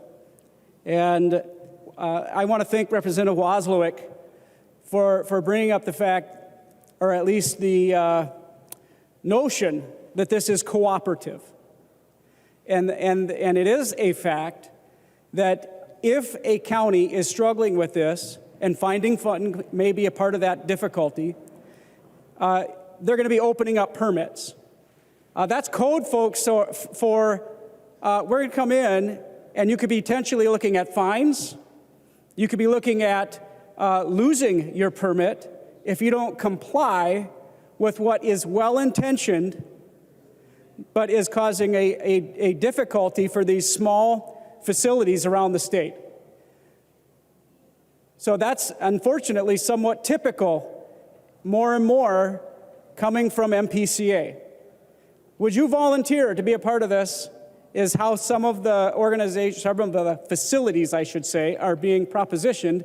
And then it's, well, maybe we wouldn't be. Well, actually, you have to be. It's very interesting how the facilities that have brought this to my attention are being approached by MPCA. On one hand, it's all very nice, and then as soon as a question comes up, it turns into a very forceful conversation, very aggressive. And a cooperative might be the absolute opposite of what we're talking about here. It's an unfunded mandate with teeth that can come after your permit, and this is something that should be addressed. Seeing no further discussion to the amendment, all those in favor of the amendment, please say aye. Aye. Those opposed, please say no. No. The motion does not prevail and the amendment is not adopted. There's an amendment at the desk. The clerk will report the amendment. IGO moves to amend Senate File number 4062, the unofficial engrossment as amended. The amendment is coded A9. I recognize the member from Itasca, the author of the amendment, Representative Igo. Thank you, Mr. Speaker. And today, it's with great pleasure that I bring an amendment to the floor that is going to bring transparency and accountability to the state's permitting process in regards to mining. I'm really excited to talk about this bill today and what it's going to mean for all of us in the state of Minnesota, but more importantly, those of us that live up on the Iron Range. So this bill is going to do three major points, and I'll talk about them briefly right now. The first bit being that for any EAWs, environmental assessment worksheets, those must be processed within 18 months under this bill. Second would be the environmental assessment standards, or the EIS, would take 3 years at a maximum. And then if any permitting projects go past those outlines, then they need to come right back to us here at the Minnesota Legislature and the project that is being permitted and report to why they're taking extra time. Members, this is a good government bill. So what we're going to be doing here is bringing that accountability and that transparency back to state agencies. And that's exactly what we need to do. And I'm going to tell you why. So as we're seeing around the world, and I've talked about this a lot in committee, so for those I share committee with, I apologize, you're going to get the same story again right now. But supply chains are shutting down, right? We're having a hard time getting the materials that we need to bring about the world of tomorrow. Whether that be copper, whether that be nickel, whether that be just permitting more for our taconite mines in northern Minnesota to produce the steel to help with the automobile shortage. We need more of these things, and we have companies that want to do it. So Minnesota, as we all know in this chamber, is home to the greatest environmental and labor standards. And I'll say that again, the greatest environmental and labor standards, not only in the country, but in the state. We are the benchmark. And in fact, I would say we go above the benchmark, which is something I'm really proud of, and all the Iron Rangers that I call and I live with back home are also proud of. So this bill today would give not only the people that I represent peace of mind, knowing that when a project comes to their community and says, we want to start, developing a copper nickel project here, we want to provide, 400 or 500 jobs, the equivalent of bringing a Super Bowl to northern Minnesota every year for the next 20 years. Members, let's talk about that. I mean, the economic impact would be huge. It gives those people living there my friends and family peace of mind knowing that they're going to have a decision in either 18 months or 3 years whether that project's going to happen, or the steps that are needed to be taken so it can happen.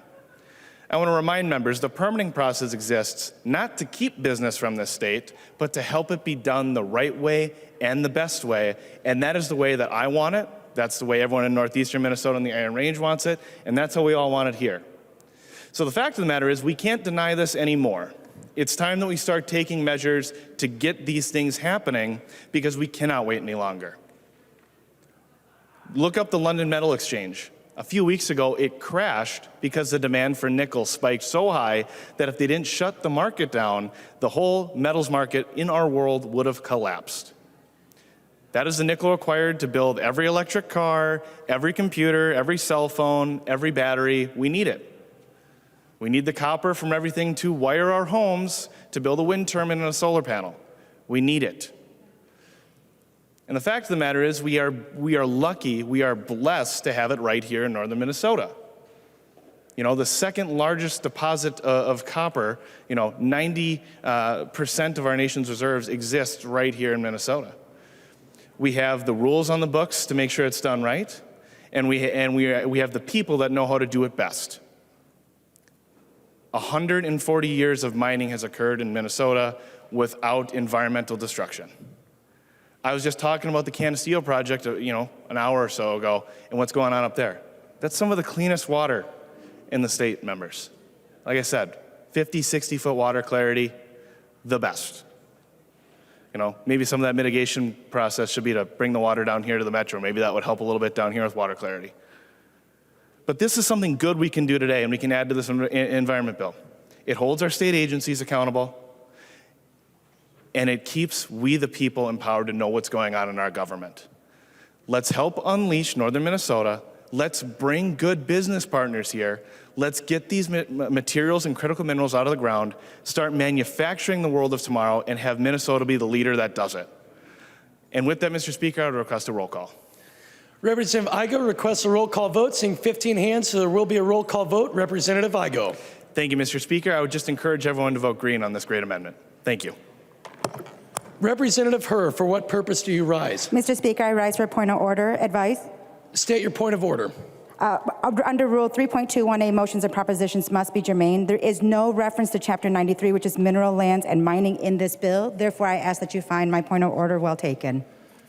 Further advice to the Herr point of order. I find that the point of order is well taken. Mr. Speaker? Representative Igo. I would like to appeal the ruling of the Speaker and request a roll call. Representative Igo is appealing the ruling of the Speaker and requests a roll call vote. Seeing 15 hands, there will be a roll call. Representative Igo. Thank you, Mr. Speaker. Members, we're talking about the Environment Bill today. The Environment Bill that handles all the jurisdiction of the DNR and how they permit. This is a good government bill. This is absolutely germane to the bill and something we need to be voting on today to add to the bill. I urge all of you to please vote no, red, to overturn this ruling, because my friends and family, the people of Minnesota's Iron Range, and those that benefit from a healthy permitting process need this support today. Two major projects, the Twin Metals project, been permitting for going on 8-9 years now. Polymet has been permitting for 17 years. That's right, members. In a year, it can vote. Maybe it can come down here and help itself. We need to get this stuff changed. We need to take steps right now.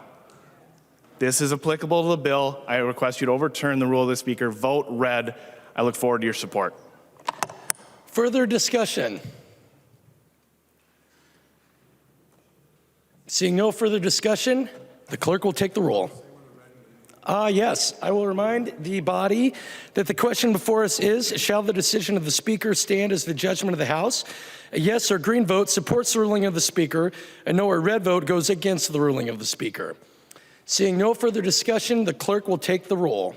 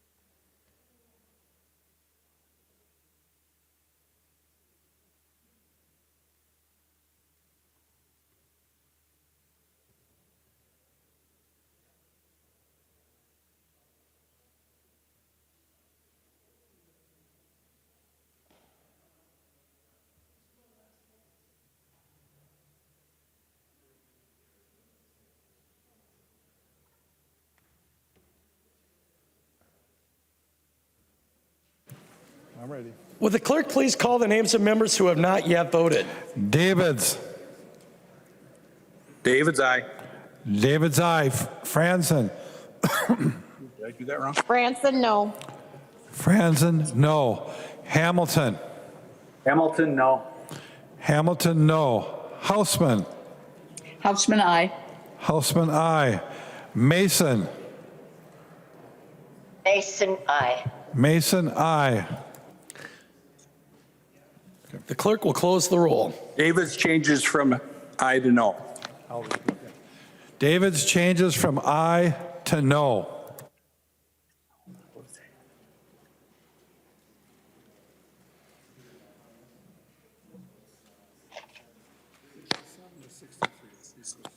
Okay.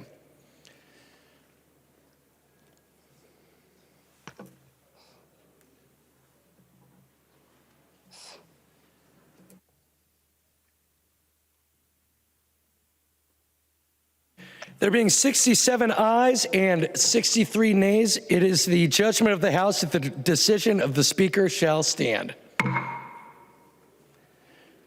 There is an amendment at the desk. The clerk will report the amendment. Heinzman moves to amend Senate File Number 4062, the unofficial engrossment as amended. The amendment is coded A12. I recognize the author of the amendment, the member from Crow Wing, Representative Heinzman. Thank you.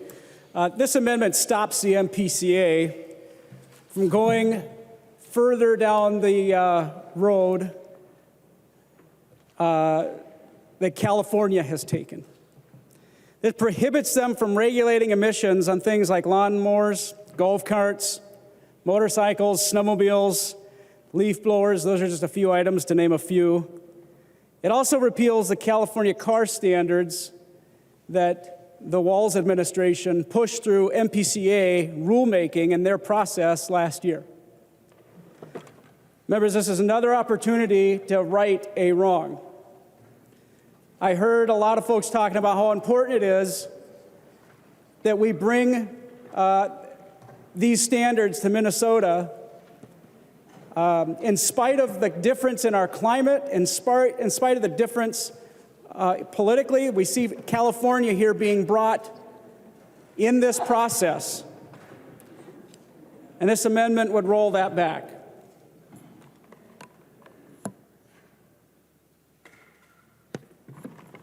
Thank you, Mr. Speaker. Further discussion to the amendment. I recognize the member from Hennepin, Representative Long. Mr. Speaker, point of order. State your point of order.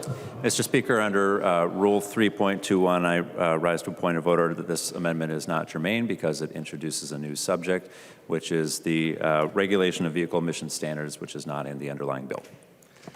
Further advice to the point of order. I recognize the member from Crow Wing, Representative Heinzman. Yeah, thank you, Mr. Speaker. This was not a shock to see happening today, and not because it's out of order, but because that seems to be a pattern here. This amendment literally opens chapter 116.7 numerous times through the bill.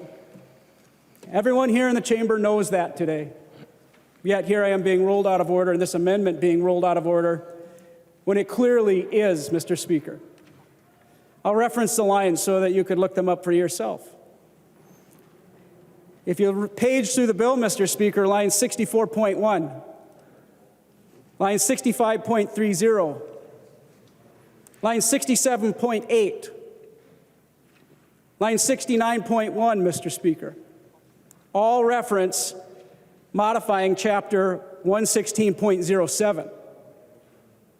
So you would, I hope, follow the rules today and not consider that advice well taken. I recognize the member from Isanti, the minority leader, Representative Dowd. Thank you, Mr. Speaker. Just a little bit of advice for you again, and this has been consistent, where members rise to a point of order and they cite 321B. You absolutely can introduce a new subject. It just must be germane to the bill. And this is germane to the bill. You literally touch this very chapter and verse of statute 5 times in the bill.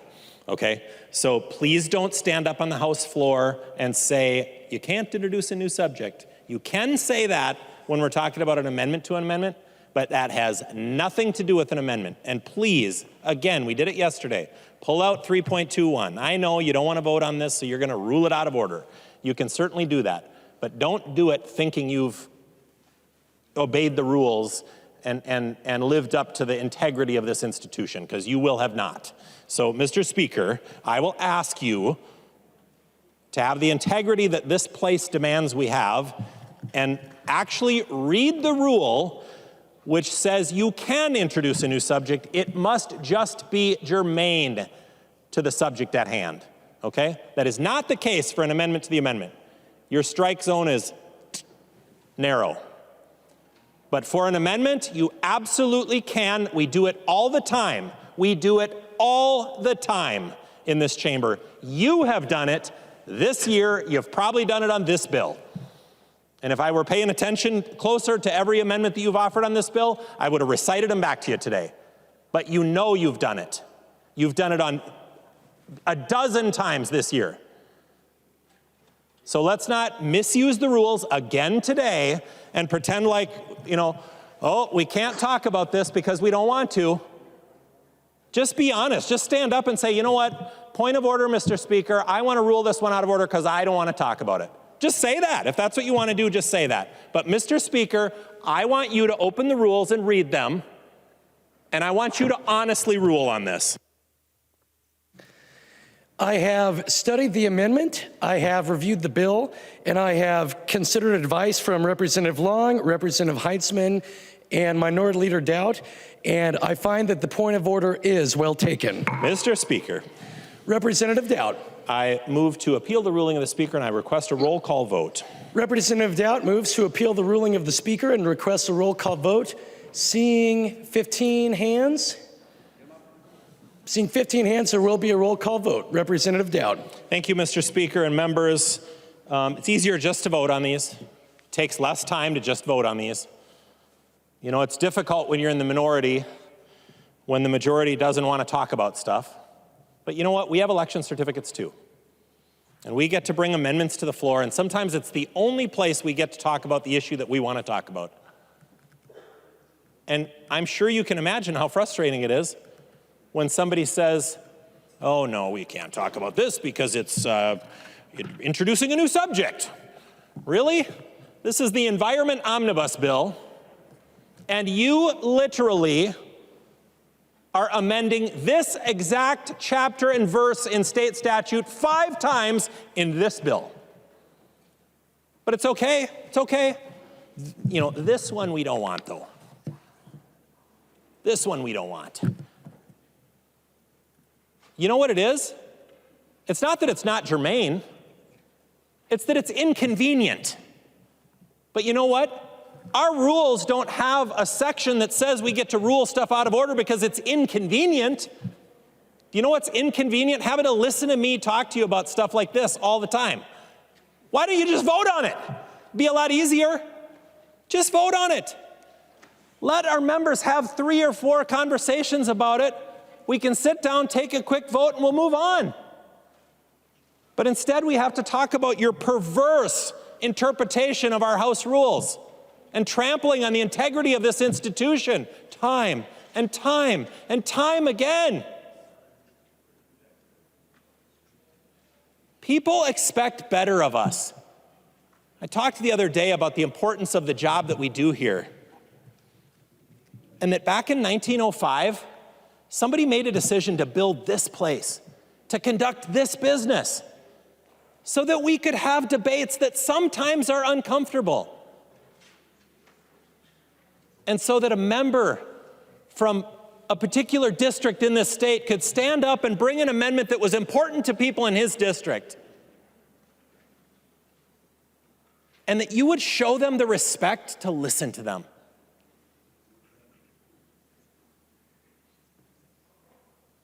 And you might engage in debate. And you know what? Once in a while, we might learn something from each other. But the heavy hand of a party telling us no, inconvenience, We can't listen to somebody that disagrees with us.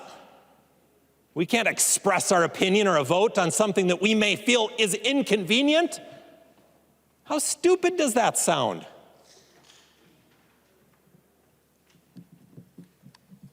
And I want you to think about the people that made a decision to build this Capitol. And I asked you yesterday to open your rules and look at this. Don't have to do whatever. I don't care. You've shown me you don't care so much about the rules. But actually look up.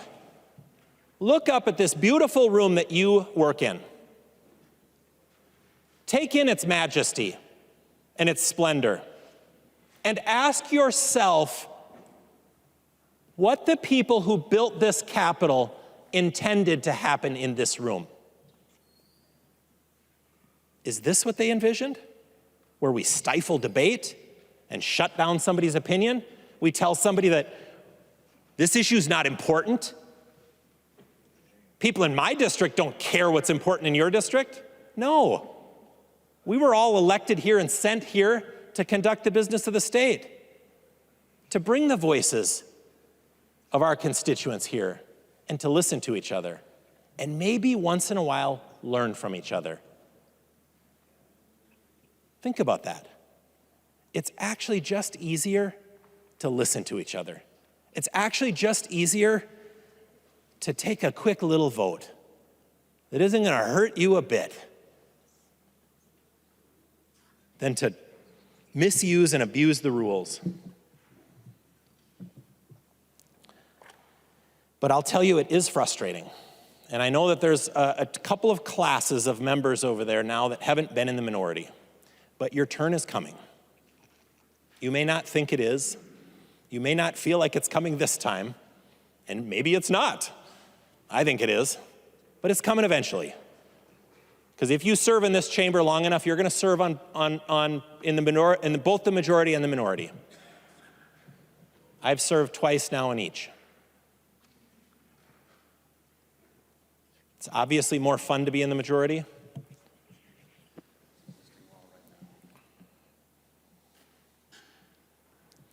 It's less fun to be in the minority. But every one of us got elected to be here. And every one of us acts as the voice for the people back in our districts. And just imagine for a second the slight of time after time after time. No, this is out of order. We're not going to give you the opportunity. I think we could conduct business here more respectfully to each other. Hopefully you've noticed I've tried to do that in recent months.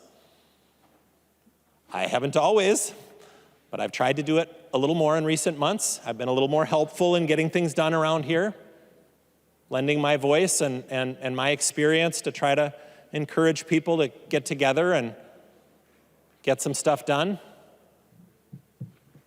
And so you may remember the time that I stood here and you didn't like me.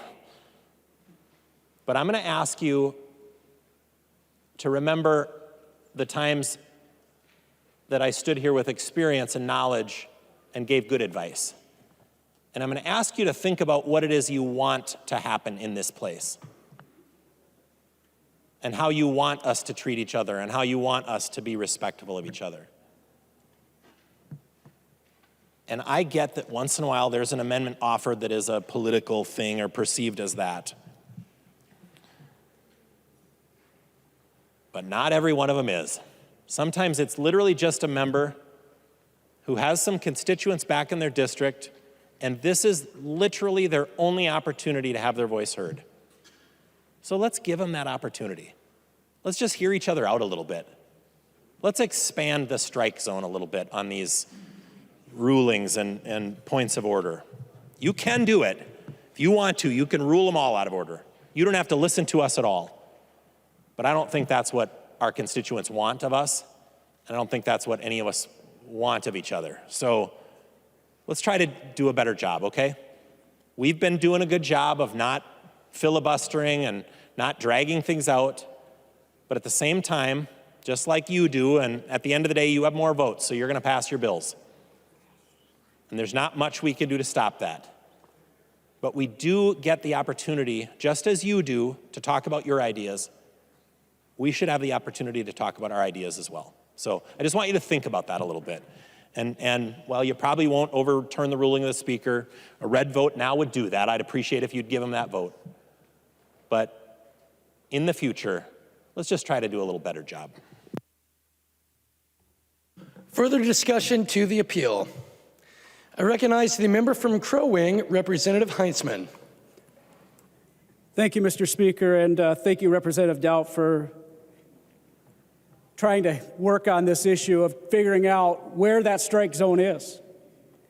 And I'm going to be super brief, but I would ask if anybody would be interested, if I'm not supposed to bring this amendment to this bill, which bill do I bring it to? When would the Democrats here today allow me to have that opportunity to address this issue? So it would be helpful to know. Thank you, Mr. Speaker. Any further discussion? Seeing none, first I will remind the body that the question before us is, shall the decision of the Speaker stand as the judgment of the House? A yes or a green vote supports the ruling of the Speaker. A no or red vote goes against the ruling of the Speaker. The clerk will take the roll.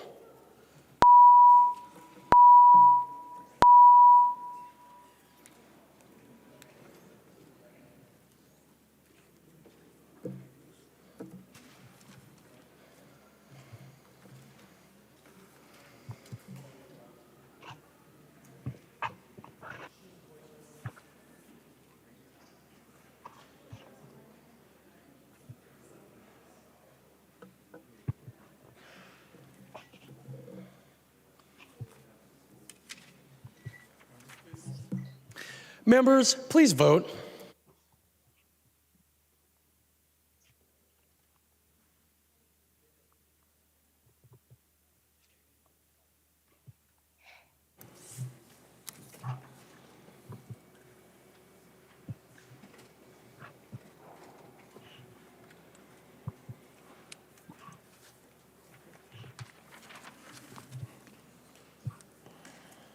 Would the clerk please call the names of members who have not yet voted? Davids. Davids votes no. Davids, no. Franzen. Franzen, no. Franzen, no. Hamilton. Hamilton, no. Hamilton, no. Hausman. Hausman, aye. Hausman, aye. Mason. Mason, aye. Mason, aye. Schumacher.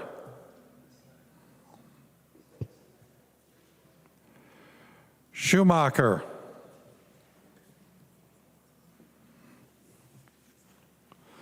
Schumacher. Schumacher. The clerk will close the roll.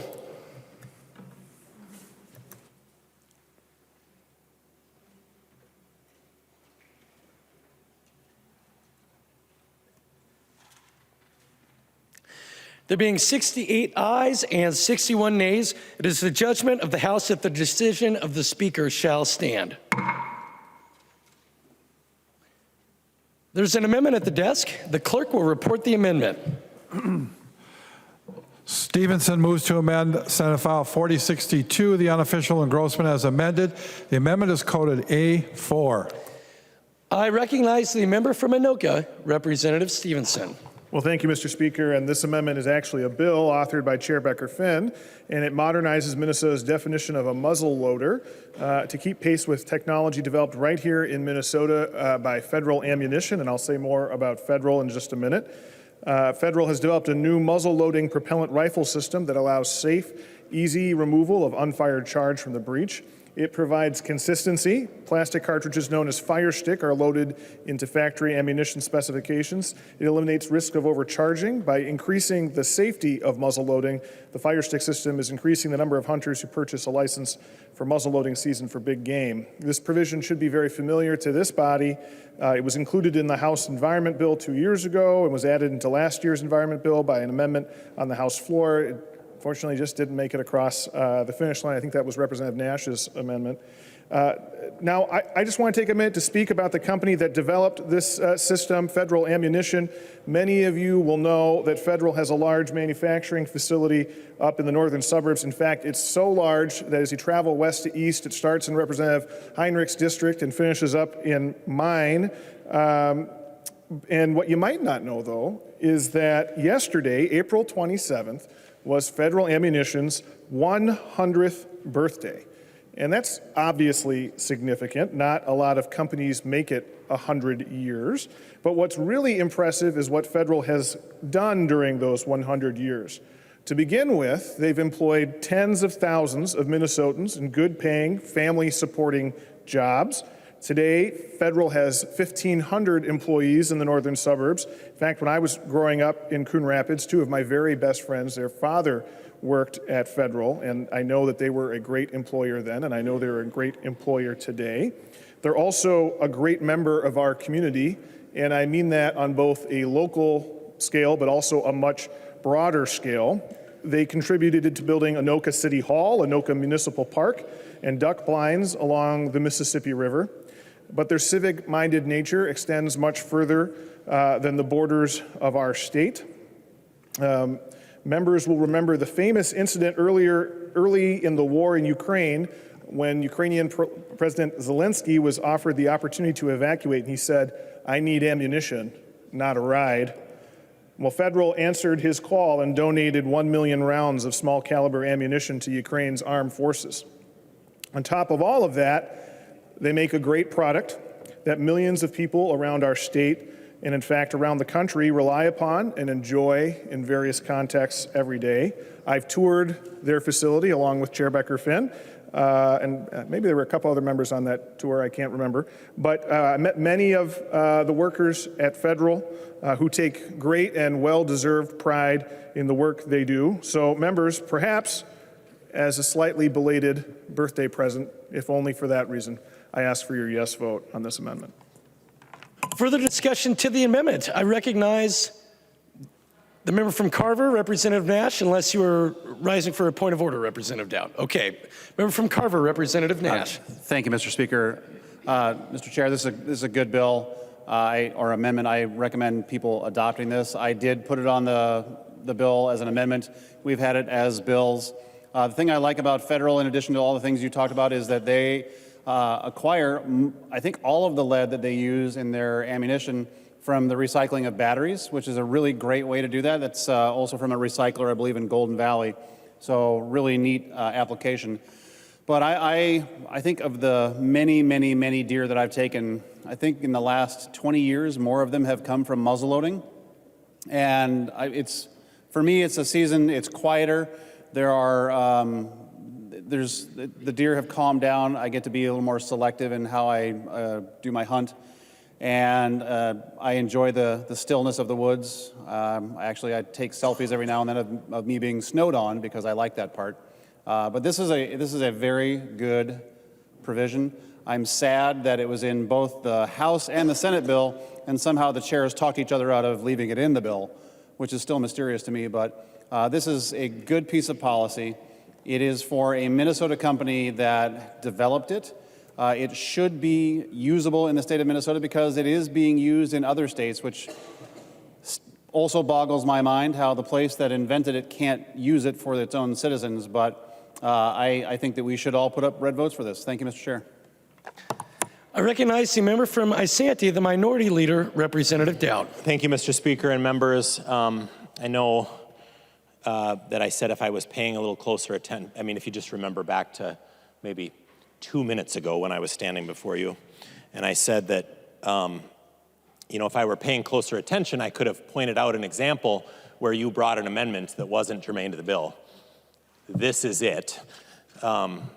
According to your new standard, this amendment is less germane than the one that you just ruled out of order.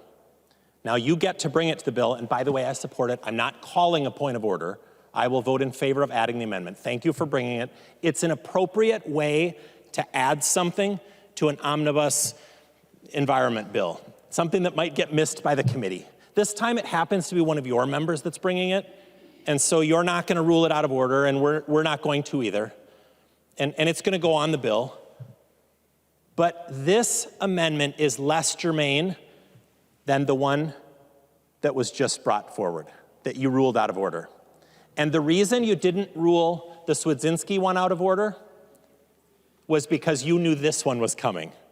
And while there was nothing to do with deer hunting or rifles or those sorts of things in the bill, you would have, look me in the eye right now, you would have ruled that one out of order all day long.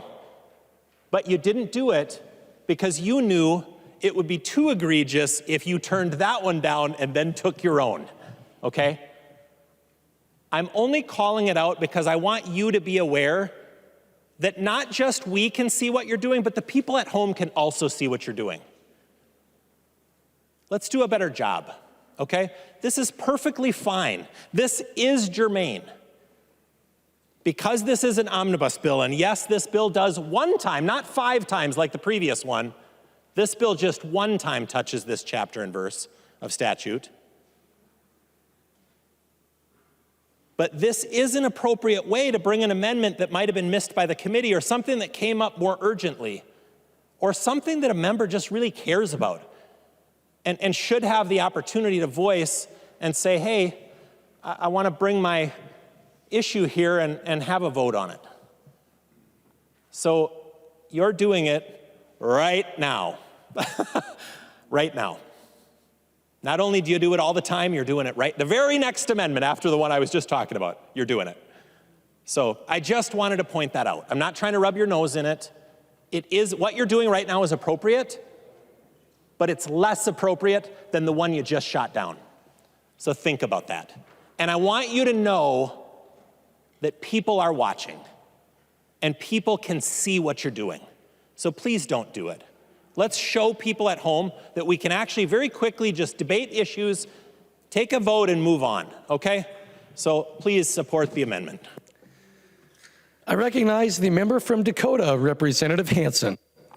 Thank you, Mr. Speaker and members. I'd encourage a yes vote on the amendment. I recognize the member from Ramsey, Representative Becker-Finn. Thank you, Mr. Speaker. And this is a good amendment, and we should be able to support it. And I just wanted to actually speak to the technology, and not federal is great as far as the benefits that we heard from Chair Stevenson. And he is correct. We went on a tour together. I actually remember Representative Herr was with us as well. And as it turned out, there were a couple, I think there were 5 or 6 legislators, but Representative Herr and I were actually the only ones who actually owned guns and hunted with federal ammunition. And so this bill actually makes it clear that this new technology for muzzle loading is legal, and it will still be muzzle loading, but it makes the whole process of dealing with the ignition cartridge it's pretty cool technology. This actually will be safer for folks who hunt during the muzzle loading season if they choose to use this new technology. I know I'm excited to take advantage of it, and I know that others are too. And this has been, I think, Representative Nash has introduced a bill. I've introduced, we've been trying to do this for a couple of years. I guess this is the year that we get things done with Representative Stevenson. So who knew? So please vote green, members. I recognize the member from Anoka, Representative Heinrich. Thank you, Mr. Speaker. Happy 100th birthday to Federal Cartridge. Wanted to have the opportunity to say that. I want to thank Representative Stevenson for the amendment and for all the great realities that he was able to describe that Federal Cartridge brings to the Anoka and Coon Rapids area. And I want to thank Representative Becker-Finn as well for describing a little bit about the technology. This company makes the tolerance in their rounds is ranked amongst the best in the world. I believe the number I heard when I was on the tour there, and by the way, I want to encourage all members, if you have the opportunity to take a tour there, it's really fascinating and it's amazing the work that these people do. But I believe when I was there, I heard that they supply 80% of the police or sheriff's departments throughout the country. So don't quote me on that exactly. That's what I think I remember hearing that, and that was really impressive to me. And they also, I think the Los Angeles SWAT team is, wants to make sure their tolerances are just perfect on those rounds, so they work perfect every time. So that's one of the clients as well of Federal Cartridge. So thank you again to both of the chairs for accurately describing and giving accolades to Federal. Thank you for the time, Mr. Speaker. I recognize the member from Isanti, the Minority Leader, Representative Dowd. Thank you, Mr. Speaker. I just also wanted to point out this will be allowed statewide, and this is a rifle in deer season. So just so you know what you're voting for and what you voted against in this exact session, this is a rifle. It will be used during deer season, and it will be used statewide. By the way, the shotguns that we also use in the state now have rifled barrels. Those are also rifles. They have a bigger diameter bullet than a rifle defined by our regulations do. This one does not necessarily, but this is also a rifle that will be used during deer season. So just so everybody knows, if you want to be consistent in your votes, if you voted against the previous one, you'll probably want to vote against this one too. I will be supporting it because I agree with the author. It is safer, but just like the other one, this one is also something that will make our regulations, our deer seasons, and our deer hunting safer. So I appreciate you bringing it forward. But for those of you that voted against the previous one, you'll probably, just so you can be consistent, and just so you know, this is a rifle, will be used during the deer season, so you can be consistent in your vote. And I would roll call this one, Mr. Speaker. Representative Dowd requests a roll call vote. Seeing 15 hands, there will be a roll call vote. Anything further, Representative Dowd? I recognize the author of the amendment, the member from Anoka, Representative Stevenson. Thank you, Mr. Speaker, and I just ask for a yes vote. Seeing no further discussion, the clerk will take the roll.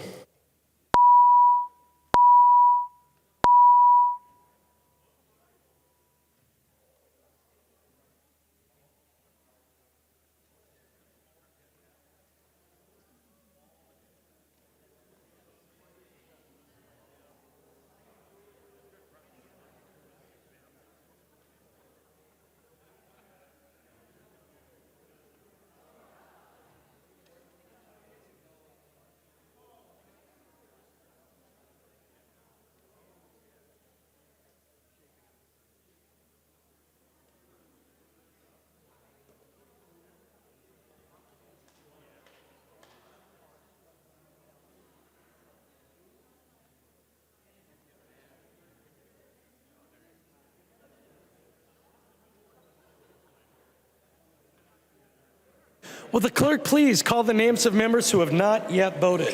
Davids. Davids votes aye. Davids, aye. Franzen. Franzen, aye. Franzen, aye. Hamilton. Hamilton, aye. Hamilton, aye. Hausman. Hausman, no. Hausman, no. Liebling. Liebling. Mason. Mason, aye. Mason, aye. Liebling. Liebling.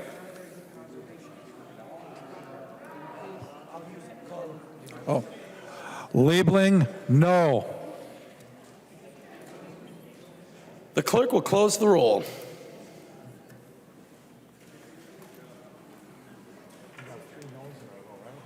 Oh, you got it. Thank you.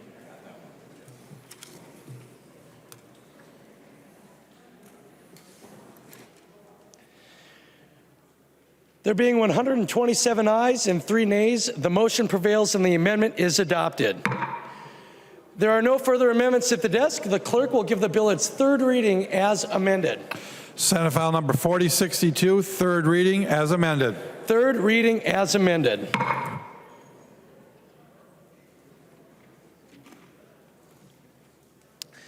Discussion to the bill. I recognize the member from Ramsey, Representative Waslewick.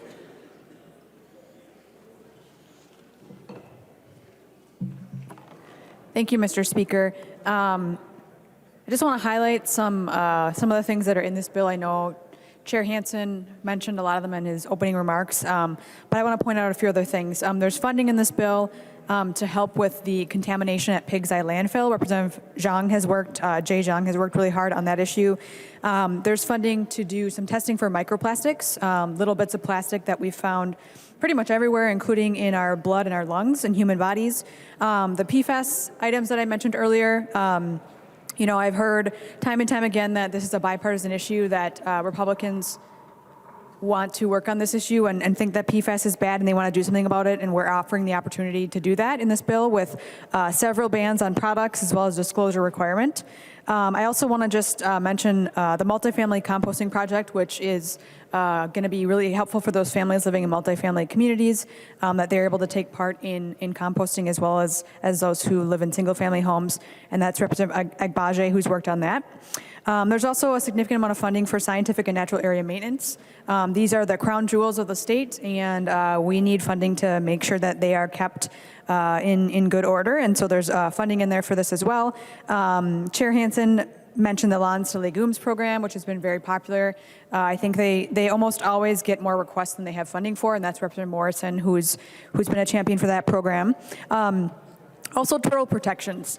I don't know about you all, but I personally really like turtles, and I'm glad to see some turtle protections in here from Representative Vang. And then a couple things, the No Child Left Behind, No Child Left Inside piece that's been a really popular program as well. Representative Becker-Finn, that's been she's championed that program for the last several years. And then Carpet Stewardship Program, Representative Jordan. So this bill has been a work of many different members. There's a lot of different provisions in here impacting a lot of different programs and tackling a lot of different environmental issues, and I would urge members to vote green.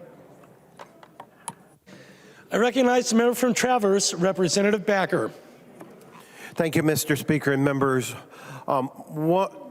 There's several reasons why not to support the bill. From a district out in western Minnesota, the district I represent is a lot of ag. And this bill grows government. It grows DNR, MPCA, and unfortunately, during the time that agriculture is having such challenges, we do not need these reckless, irresponsible additional regulations on the folks who give us food and raw goods that help make a lot of things that we use every single day. Another thing that this bill does that's really alarming is with existing drainage law. Before I came here in 2015, I knew nothing about drainage law. Over the last several years, I haven't got a PhD, but I learned a lot of things about drainage law. And one of the things I'm going to share with the members is how maintenance of drainage ditch, which is extremely important for agriculture and other things in our state, there has to be maintenance on it. It's just like maintenance on your roads or on your home. If we don't maintain our ditches, then what happens is we get dirty water, we get water that just sits there, and that's not good. We want to protect our environment. But right now, the landowners next to the ditch, who benefit from the ditch, who invests in that ditch with taxes, are the ones that make that decision, and local government. If it's a township, depending on who has authority over that ditch, maybe it's a county unit of government, maybe it's a watershed district, but those folk have that control. What this bill does is it moves that control to other people downstream who has no monetary investment, decision in this, and so forth. The counties, the Association of the Counties don't like that. This is a huge change in existing law that my folks in my district does not support, and a lot across the district, across the state. Let me use this example. I'll use this as an example. All of us, pretty sure, owns a car. So we should be changing oil on that car and doing maintenance. So if we want to go and change the oil on the car, that means we purchased it, we buy the supplies, we make sure we get the right product in there. We're not putting vegetable oil in the engine. We're putting regular engine oil, maybe 10W30 if you have a newer vehicle, a 5W30. But before we do that, we have to go down the DMV and get a permit. We own the car, we maintain the car, we wash the car, we pay for all the services for the car, but we got to get a permit to get oil change on that. That is exactly what this bill does for drainage, maintaining of drainage. So that's one of the reasons to vote against this bill. I talked earlier about growing government. This grows government. In the time where people in agriculture and feedlots owners and dairy and stuff, we don't need that. Along with that, with small towns, one of the things I would love to see, because we are, in this bill is $240 million in this bill. We really need to look at better ways of using that money for like helping small communities with their sewer projects. I represent currently 42 small communities who need help with their infrastructure with sewage, wastewater. The community I live in, which is on that hump bump tip elbow nose, Browns Valley, our water treatment facility was built in the 80s. That would be such a better use of this money. So for those reasons and other reasons that you'll hear from members on my side, I will not be supporting this bill. Thank you. I recognize the member from Anoka, Representative Cagle. Thank you, Mr. Speaker. Members, I just really want to thank Chair Hansen for including the voter education provision. I was actually just having a conversation with Representative Becker-Finn, and I have all these little Post-it notes all over my desk, and it says 16,000 new voters in the last 2 years. I know that was a figure that shocked Representative Becker-Finn the same way it did Representative Hansen when we were in committee. And we have 16,000 new voters, but we don't have any more lakes than we did 2 years ago. And so our lakes are getting a little crowded, so we need to make sure that that we have safety, that we know what we're doing when we're out there. Half of the victims who died in boat-related accidents in 2001 were under the age of 40. And so when we have more boats, no more space, we should make sure that we know what we're doing out there. And so, you know, this voter education will go a long way for making sure that we keep invasive species out of our lakes and that we are respecting each other on the water. And so, I know I kind of talked a little bit about this before, but you know, on the back of your driver's license, you get that little endorsement. And the one thing I will remember from my snowmobile safety course is always let the snowmobiles come. Let them, the ones coming at you know how many people are behind you. And so now I'm always going to have to be the second to the last sled because I only have this one finger left. So I just want those courses work. So I hope everybody can support that voter education provision. Thank you. I recognize the member from Pope, Representative Anderson. Thank you, Mr. Speaker and members. Well, I was surprised when looking up this bill and seeing the details that there's money in this bill for amazing tree planting. And this is where it should be. Tree planting here in the Environment Bill. We have $11 million for emerald ash replacement, tree replacement, and then $8 million to Bowser for conservation tree planting. This bill spends $240 million additional dollars in an off-budget year, and yet our poor little old drought disaster bill was hijacked, and $13 million got added to that bill for tree planting and other water conservation issues. And by the way, that bill is still languishing in committee because of tree planting, money for trees for the DNR, while our farmers are waiting for the disaster aid. You know, it was Dairy Day down here, I think yesterday it was, and I had a couple of dairy folks ask me the progress of the drought aid bill, and said, well, it's still hung up in conference committee. And they asked why, and had to tell them that it's because of the impasse with the Senate over tree planting. The other issues are pretty well ironed out, or could be ironed out within literally hours, but it's the money for the DNR tree planting that is holding it up, getting money out to farmers to help cover their additional costs. And I was talking before session today with Representative Lewick, and by the way, Mr. Speaker, would he yield for a question, Representative Lewick? I think we're tied up, but anyway.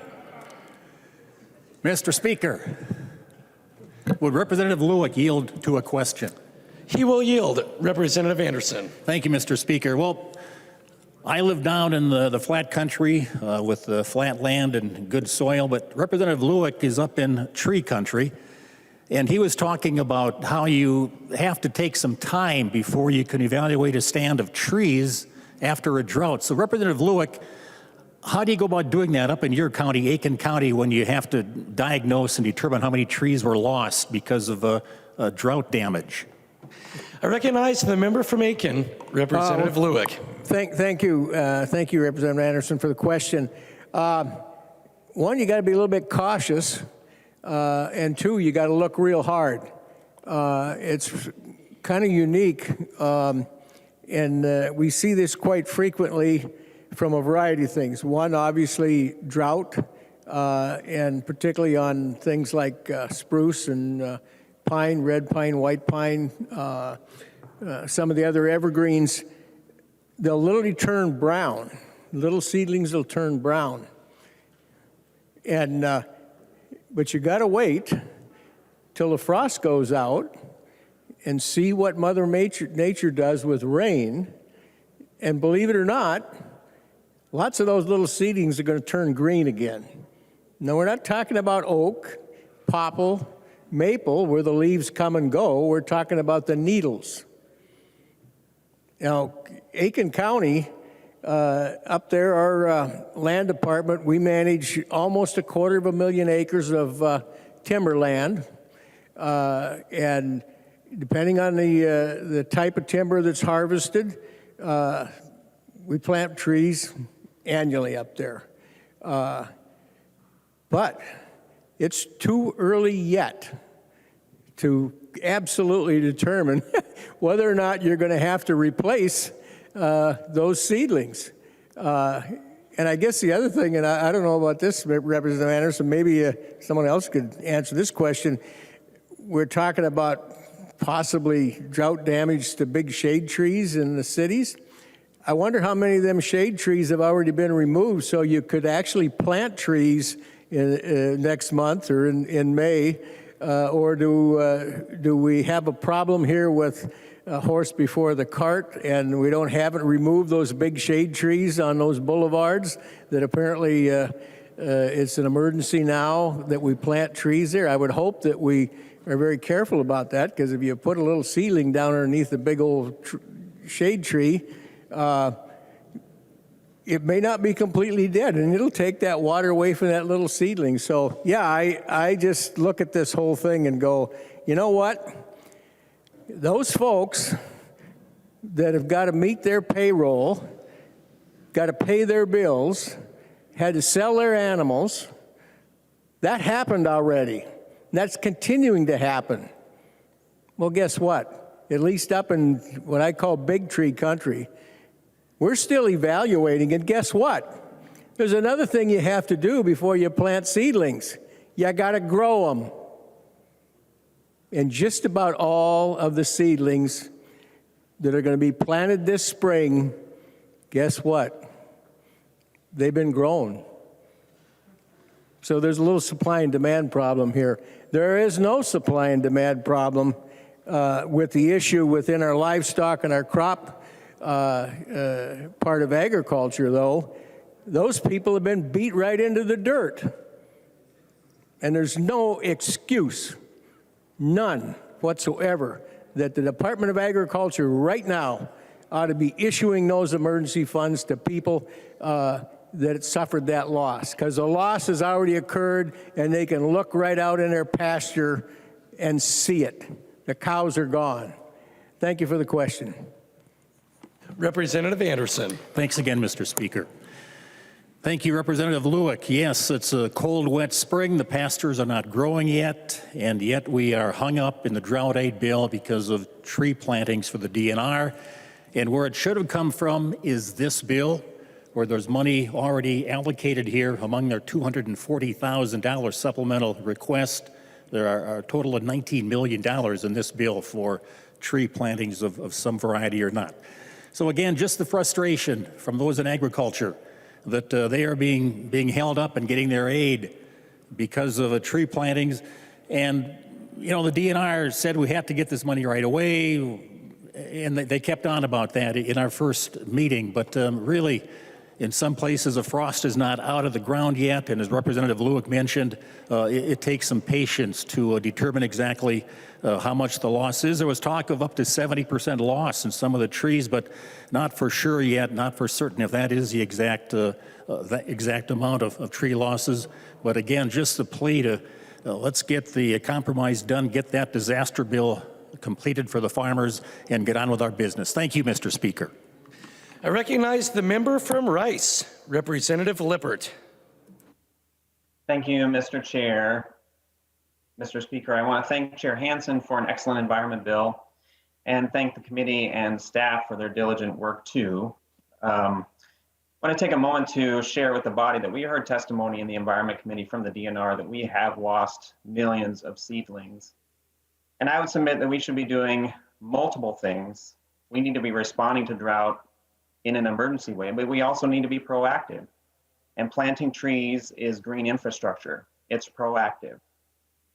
To address climate change, we need to be doing multiple things at once and quickly. We need to transition to clean energy, electrify transportation, reduce carbon emissions in our buildings, and also work with nature to naturally sequester carbon. And this bill is doing that in a big way. In our tree planting provisions in this bill, we want to plant a tree for every Minnesotan in each of the next 4 years, 5.7 million trees a year. And the Nature Conservancy estimates that this would sequester 1 million tons of CO2. The funds would help communities replant trees lost to emerald ash borer, help landowners accelerate conservation plantings across the state. And Representative Keeler did a great job to ensure that more trees can be planted on school grounds too, teaching young people about the work we need to do together and the climate solutions that are available to us. This bill also increases funding through the Board of Water and Soil Resources to help farmers implement soil health practices that protect soil from erosion, improve water quality, reduce the need for expensive fertilizer, and also some of these practices naturally sequester significant amounts of carbon. There's also policy in this bill stressing that we protect, restore, and enhance our peatlands to go with funding that we passed for peatlands as a part of the legacy bill. We're just beginning to understand how important peatlands are in our work to mitigate climate change. Wetlands naturally sequester large amounts of carbon for their size, and peatlands are wetlands that naturally sequester much, much more carbon than the average wetland. And when these peatlands are drained for agricultural use, they also release tremendous amounts of carbon. And I heard from a local DNR official, they're concerned that if these peatlands dry out and start on fire, they burn for a long, long time. Now we have so much peatland in Minnesota. We have more than any other state but Alaska. And we know that the dried peatlands or cultivated peatlands are emitting so much carbon that the MPCA estimates that 11 million tons of CO2 are being emitted by peatlands in Minnesota, which is only less than light-duty trucks and the burning of coal and natural gas. So planting trees, funding soil health, and protecting and restoring and enhancing peatlands are provisions in this bill that will help us partner with nature in our work against climate change. There are many more important provisions in this bill too that help us care for the environment and restore our connection to it now and in the future. I'm excited about this bill, and I encourage members to support it. Thank you, Mr. Speaker. I recognize the member from Itasca, Representative Igo. Thank you, Mr. Speaker. I'll be brief. I just want to take a few minutes to kind of talk about this bill. I think the best way to talk about it, I think this bill is kind of a huge missed opportunity. You know, this bill, I think, spending somewhere around the tune of $260 million. And a lot of the money is just kind of getting spread about to public policies and programs that may or may not work. We don't really know. But what I do know is that we could have taken some steps for some policy that could have started making a difference a little bit more on a larger, kind of big, a global scale, right? I think something here, we got to think about a little bit more in this chamber, and I think we had a kind of a wake-up call when we took the time to divest from Russia and Belarus. This chamber started thinking globally. I like that, because it gave me hope that we could start thinking globally on the issues that affect my home on the Iron Range.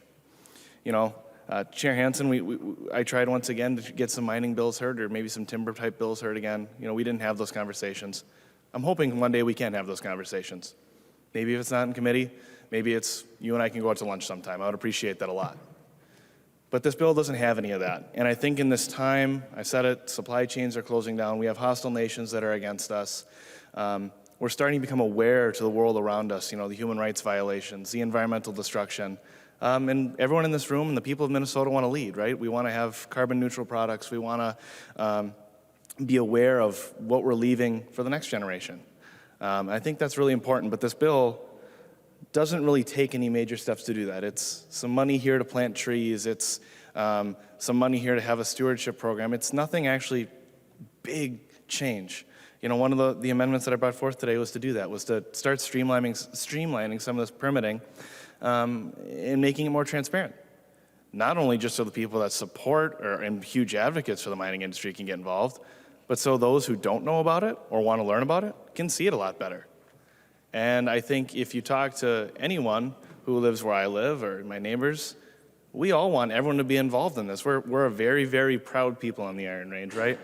And I guess I was very, disappointed we couldn't add that today. I'm hoping we can continue to advocate. This summer, I encourage any members, get a hold of me. I would love to take you on some tours, not only just with some of the mines that are in existence, but I could take you some places too on some public lands and show you what past mining looks like and really give you that in-depth experience. And I seriously welcome any of you. The next point I wanted to talk about is, the Can of Steel project. I'm happy we were able to add that language to the bill today. It is a drop in the bucket to getting us where we need to be.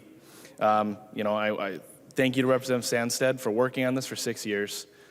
But the reason that I brought this here today is because we need some assurances. We don't know if a bonding bill is going to happen. And I think everyone in this room knows that bonding can and cannot happen and bills get pulled out at the last second. Well, unfortunately, the people of Coleraine and Bovey don't have much longer to wait. And if we can spend, around $260 million on tons of government projects and grow government, I don't know how we couldn't prioritize $8 million to make sure my families and constituents don't get flooded and their city destroyed. And, I'll say it again, the home of the picture of Grace is be destroyed. These are the important things that matter, members. And we didn't have the conversation once again. This is the policy year. We should have had a lot more vibrant discussion about things that are going to make a lasting impact and make lives better for Minnesotans. A term that I'm trying to encourage all of us to use more is when we think about policy. Let's stop thinking about how we can hand out money and start thinking about how we can hand up people and communities. Let's make a lasting difference. And unfortunately, the spending in this bill today is going to be short-time money. It's going to grow government, ask for more dollars in the future. My community was left behind, but I encourage, Representative Sandstead, you said you're going to be working on the bonding. I hope to be working with you. I hope we can get that done together, but we should have taken the steps today to make sure it was in 2 places so that my families in Itasca County are taken care of. With that, Mr. Speaker, I'll be voting no today. I would encourage other members to do so because this bill, once again, was a missed opportunity for all of us here in Minnesota, and I hope we can do better next time. Thank you. Members, please take your conversations off the House floor. I recognize the member from Hennepin, Representative Acom.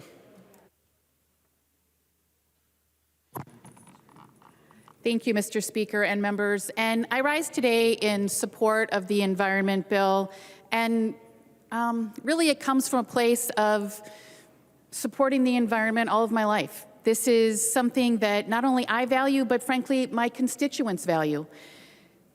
And Minnesotans value it. And so as I think about this bill and the reason we're passing this bill, it's for Minnesotans. And I've heard lots in the conversation today about flooding, about drought. And we need to address the reason we're having more floods and having more droughts, and it's climate change. And so this bill addresses climate change. It looks at the things we can be doing to ensure that we have the environment for the future, so that the Minnesota that we have today and the traditions and the pieces of Minnesota that we value around the environment, our state bird, the loon, our state tree, the red pine, and our state fish, the walleye, if we continue on the path that we're going, our climate is going to change so dramatically that those organisms will not be able to survive in our state. And so if we want to become Kansas, then we can keep going on the path we're going. I don't think that's what we want to do. I want to be the Minnesota that is a home where loons thrive, where red pine thrive. And so if that's programs or provisions in the bill that are planting trees, that's because that helps our climate. That helps our climate, and it also helps with water quality. There's provisions in the bill today that are addressing water quality around soil health. And so if we're addressing water quality, that's also helping our environment. It's helping protect our state so that we can continue to have walleye in our lakes, so we can continue to have loons. So members, I encourage you to vote green on this bill, because this is a bill that's looking toward the future, it's looking toward improving our climate, and it's looking toward improving our water quality. So people, vote green. I recognize the member from Hennepin, Representative Lee. Thank you, Mr. Speaker. Thank you, members. Thank you, Chair Hansen, for allowing for us to work with you on this bill. And I just want to stand in support of this bill because of some of the strong environmental protections that we have in here for Minnesotans who are, disproportionately impacted by pollutions and air toxics, especially our communities of color, people living in poverty, and people who are uninsured or people with disability. I think it is important for us to recognize, and I have sent out 2 documents to the body about the disproportionate impact of pollution and air toxics. We understand for the Department of Health that, air pollution impacts all Minnesotans, but, disproportionately more to our communities of color and low-income communities. And so what we have in the bill, some of the provisions that we have in there are to, have the MPCA consider some of the impacts to these communities when there are industries that are coming into the state of Minnesota, whether they are here to, start business and are attaining air permits or solid waste permits, for them to consider just the pollution that's currently here in our communities before they renew, amend, or give out the permit. And I think that's the least that we could do in the state of Minnesota to protect these Minnesotans who are, facing an undue burden from these toxics and contaminants. And, as we think about costs, I just want to, give you all some figures. These are from the Department of Health. Granted, they are a little bit older now. So just the cost for all of you to think about, the cost of asthma and some of our cardiovascular related hospital visits. According to the Minnesota Department of Health, in 2013, Minnesotans incurred almost $2 billion in charges for inpatient hospitalization. So just think about that. That's $2 billion to our residents. And then related to asthma, in 2012, Minnesotans spent an estimated $6.7 billion on health care for asthma. And the cost for a lost day of work to be in the hospital is about an additional $54.3 million. And so these are just some of the economic figures for all of you when we think about the cost that's associated with air pollution and air toxins to our communities. And so just really want to say thank you to all members, in the Environment Committee when we were able to have these conversations on how do we, make sure that we are protecting some of our most vulnerable Minnesotans. And Mr. Chair and Mr. Speaker, I really appreciate some of the work that has been done this session to prioritize communities who are, overburdened by air pollution and air toxics. Thank you. I recognize the member from Koochiching, Representative Eklund. Well, thank you, Mr. Speaker and members. Couple things I want to address. And when I talked about emerald ash borer and the ash trees, Minnesota's got about approximately 1 million acres of ash forest in mainly northern Minnesota.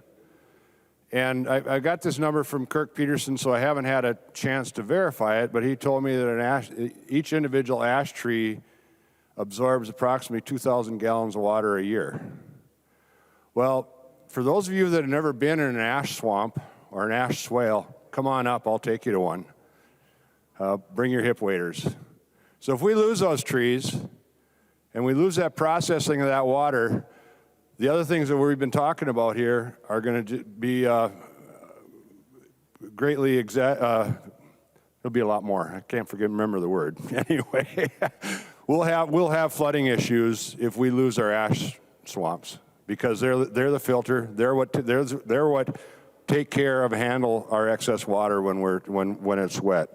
So I'll leave that for a second, and now I'll go to chronic wasting disease. And I'm not going to talk about all the chronic wasting disease stuff that I did earlier, but I'm going to talk to you an issue that's going on with our counties. And in your inboxes is a 20-page report from St. Louis County. St. Louis County knows how important deer hunting is to their county and to their county economy. So what they're doing is looking at taking care of their own, making their own rules, making their own laws, not laws, because counties can't make laws, but making their own rules to take care of chronic wasting disease. So if we have that happen, are we going to end up with an 87-county hopscotch assortment of rules and regulations to handle this? Or should we handle it at the state the way it should be so we can have one policy that works for the entire state? Representative Hansen, thank you for including this CWD article in the bill. I think it's very important that the state of Minnesota knows that this environment bill is doing what it can to control and counter CWD in the state of Minnesota. Thank you, Mr. Speaker and members. I recognize the member from Hennepin, Representative Jordan. Thank you, Mr. Speaker. Thank you, members. I'd like to remind you that no amount of exposure to lead is safe. I'll also remind you that one of the most common ways your constituents and my constituents are exposed to lead is through lead service lines. And one thing, you might not know what a lead service line is. That's okay. A lead service line is the pipe that connects your home or where you live. It could also be a mobile home. It could be a nursing home. It could be an apartment complex to the water main. And a lot of times those water mains, especially if your home was constructed before 1987, has implements that contain lead. And this is how constituents are exposed to lead. And this bill, like the legacy bill and like others that we're authoring, appropriates money to identify and replace those lines, which will make the water that your constituents drink safer for them. And lead is also harmful to animals. And this bill recognizes that. We allocate money to the MPCA to collect lead tackle. So if a bird, like a swan or a loon or a diver duck, swallows a lead sinker, for example, they die. And birds do swallow them because they swallow small rocks to help them, about the size of lead sinkers, to help them digest their food. A group of Girl Scouts, this is actually one of my favorite days in committee, and I love hearing from girls interested in science and nature, talked to their representative, Representative Peter Fisher, about the swans in Vadnais Lake, or Sucker Lake in Vadnais Heights, and how they were concerned about that. And they pushed for him to author this bill to get the lead out, and he did that, and that's included in this bill. Representative Hansen is concerned about swans. I think we all are. I know when I am driving to go visit a friend who lives in Monticello, I love looking at the swans that spend all winter there.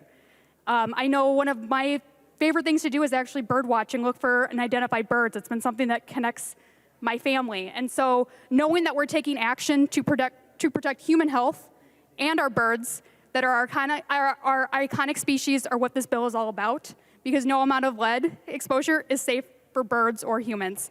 I have included a packet that you should have all been emailed with a letter from community groups across the state that are concerned about lead. And they're concerned about humans and they're concerned about birds. And so you can pick up one of those, you can read this letter, and you can talk to your constituents about what matters to them. I really enjoy serving on this committee. It's one of those committees that we talk about things that make us happy, things about We talk about fishing. Representative Becker-Finn has a great bill about a report that looks at junk fish, which is something we shouldn't say. There's no such thing as a junk fish. We have non-game fish, and we should study them and think about their importance in our habitat, and this bill does that. This bill also really does look at human health as well. Representative Wazelik has been a true leader and a true visionary on PFAS, and PFAS is bad. We can do something about it. This bill does that. Your constituents don't want to be exposed to PFAS, so you should vote for this bill to protect your constituents from all of these toxins like PFAS, like lead, like cadmium. This is a bill that protects the environment, which is one of the reasons why I think so many of us love Minnesota. You know, I grew up in Illinois, and I moved to Minnesota for educational opportunities, but also because I love to play outside, and I know many of your constituents do as well. So please vote for their health and their environment, and please vote for this bill. I recognize the member from Isanti, the Minority Leader, Representative Dowd. Thank you, Mr. Speaker and members. I actually wasn't going to speak on this bill today. I haven't been speaking on these omnibus bills as the close. Sometimes the Majority Leader and the Minority Leader give the closing speeches or right before the authors. But I was in the restroom back here just now and listened to Representative Akam's comments about the environment and how this bill makes the environment better and will make it cleaner and save our world. And I came running out to the floor thinking, what is happening? And she sat down, and I walked over behind, and I see you're looking at your laptop and looking at your iPhone over there. The problem is, folks, putting your head in the sand is hurting our environment. People on this side of the aisle want a clean environment as well. But our ideas actually will work to make it clean. I haven't told this story on the House floor for a while, but I was out of this country, I don't know how many years ago, when they were just about to sign the Paris Climate Accords, and I was in a country that the only... Members, please take your conversations off the House floor into the alcoves, retiring room, and rotunda. Representative Dowd. Thank you, Mr. Speaker.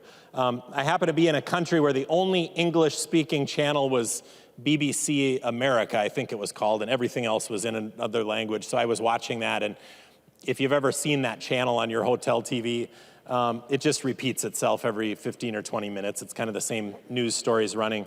And because this Paris Climate Accords were coming up, they were running this story about what was happening, and they visited in India folks that were burning coal on the side of the street to heat their food, and how that the goal of the Paris Climate Accords was for developed countries like ours to reduce our emissions so that countries like India and China could increase their emissions. And ultimately, we know what happened. We know that agreement was signed.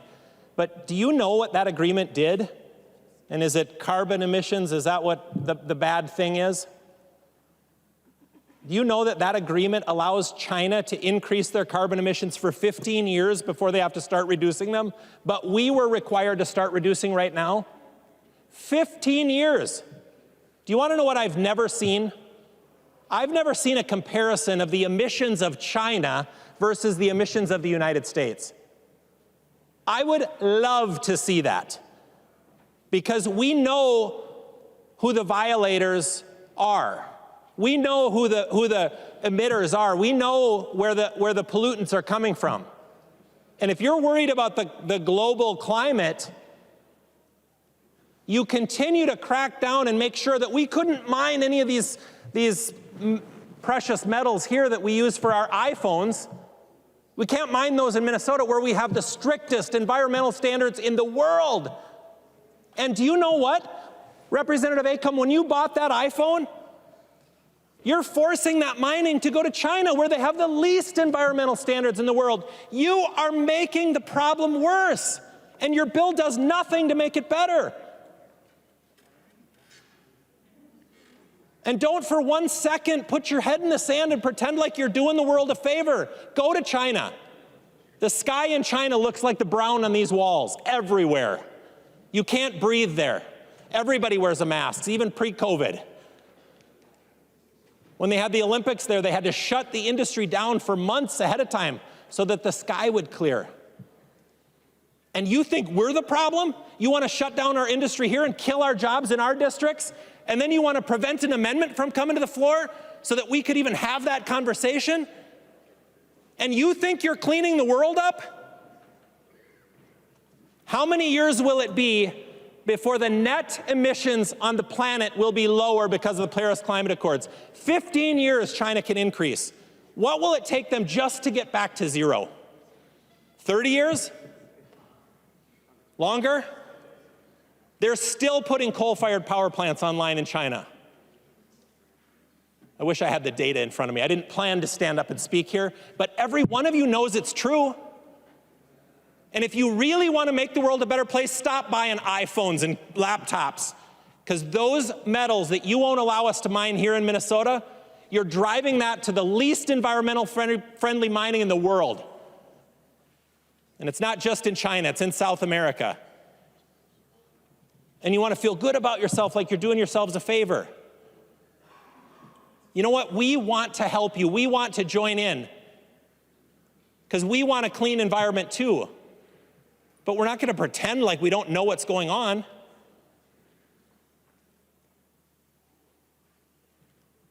So let's prevent any jobs and any, we got the best technology and the best environmental standards in the world right here in Minnesota.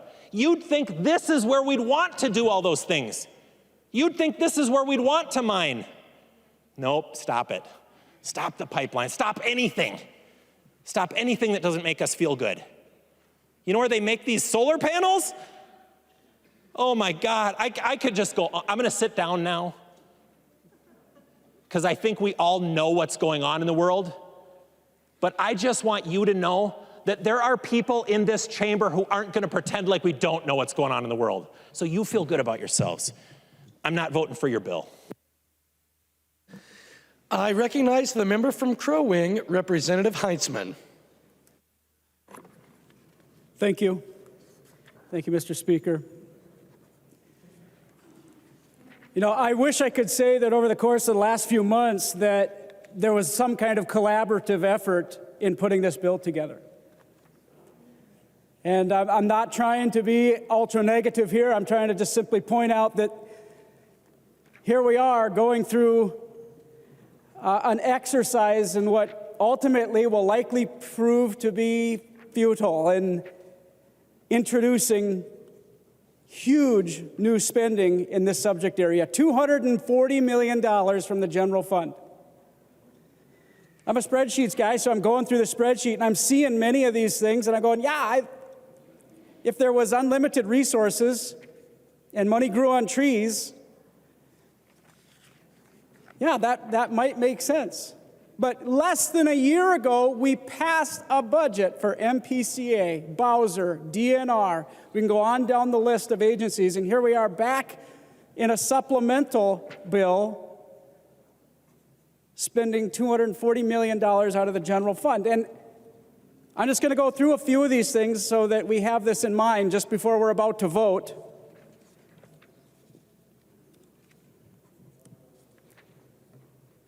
$5.6 million for an operating adjustment for MPCA.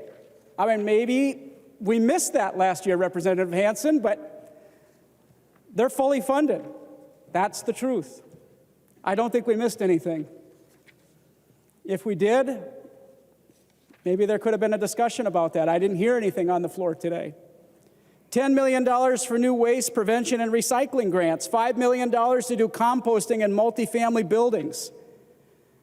Last I checked, we already had many recycling programs at the local and county level. Why not build on those existing programs? Why are we creating an entirely new recycling program? I mean, maybe there's an explanation. $11 million for cities to plant trees. We already talked about that for a few minutes. I could go on about it myself. I think we can move on to the next spending line item.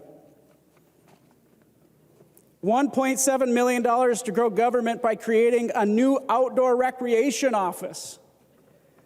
That's not just $1.7 million today. That's ongoing costs, members. And here again, this is taxpayer dollars. And for those watching at home, for every $1 million project that I'm citing, that's $1 million less in tax relief. Those of you that were overtaxed in Minnesota, buckle up. Democrats don't want you to get your money back. They want to spend it. We already have DNR and Explore Minnesota tourism. Why not build on existing rather than recreating the wheel with a new government agency, outdoor recreation office?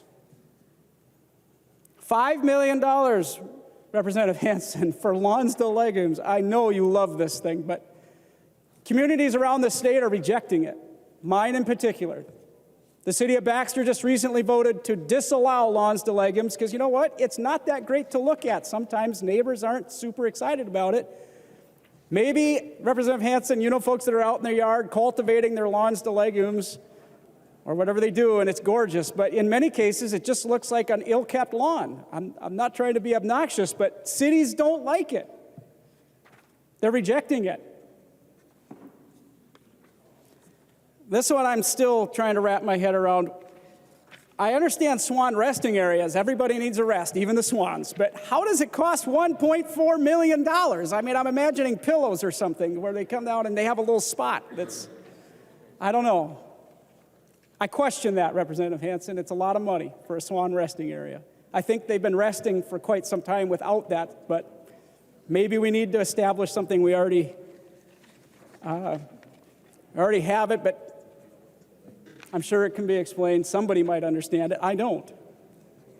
There's a lot of new policy in this bill that will make Minnesota an outlier in comparison to neighboring states. And I'll just name a few things that are super frustrating.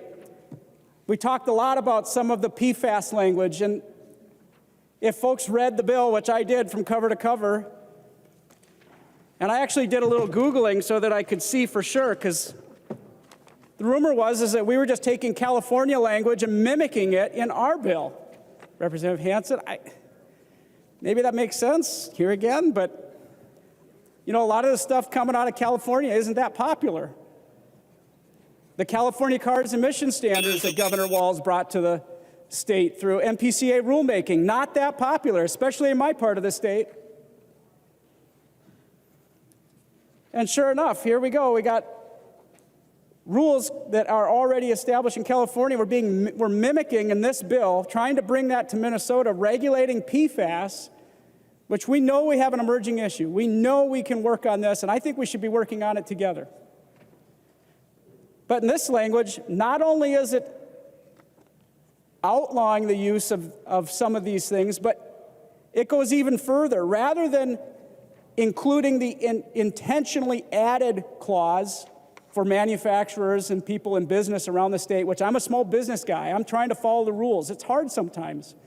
Rather than trying to make sure that people's intentions are considered before coming up with fines up to $10,000, we eliminate that. So we take all of the rules and eliminate any opportunity to help Minnesotans who might inadvertently break the law and not even know it. That's the kind of regulation that's in this bill. This creates a patchwork of regulation around the country when states decide we're going to just arbitrarily go after fill in the blank product or manufacturer. We have to work on the science to figure this problem out before we start passing all kinds of regulatory expectations and giving MPCA broad new rules to enforce that. Come on, folks. This is a no-brainer to help work with industry.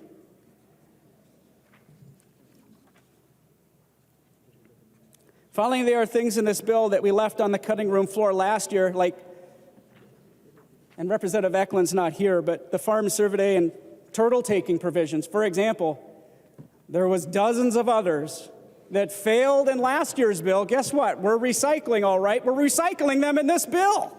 They failed last year. What's going to be different this time around? This is, as Representative Igo just said a few minutes ago, a missed opportunity. We could be working together to produce, I think, a better product, Representative Hansen. I don't know, maybe one or two bills that Republicans offered were even heard in the Environment Committee. Maybe I miscount, and you could correct me, Representative Hansen, if I'm wrong. But I really hope that we can do better.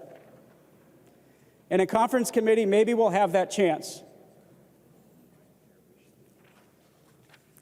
So members, I'm going to be voting red on this. I hope that this bill will come back and take advantage of the opportunity in conference committee to improve. Thank you, Mr. Speaker. I recognize the member from Dakota, the author of the bill, Representative Hansen. Thank you, Madam Speaker and members. Well, I'm sad that I think that you're going to vote against the bill. Some of the members on the other side of the aisle. Makes me sad.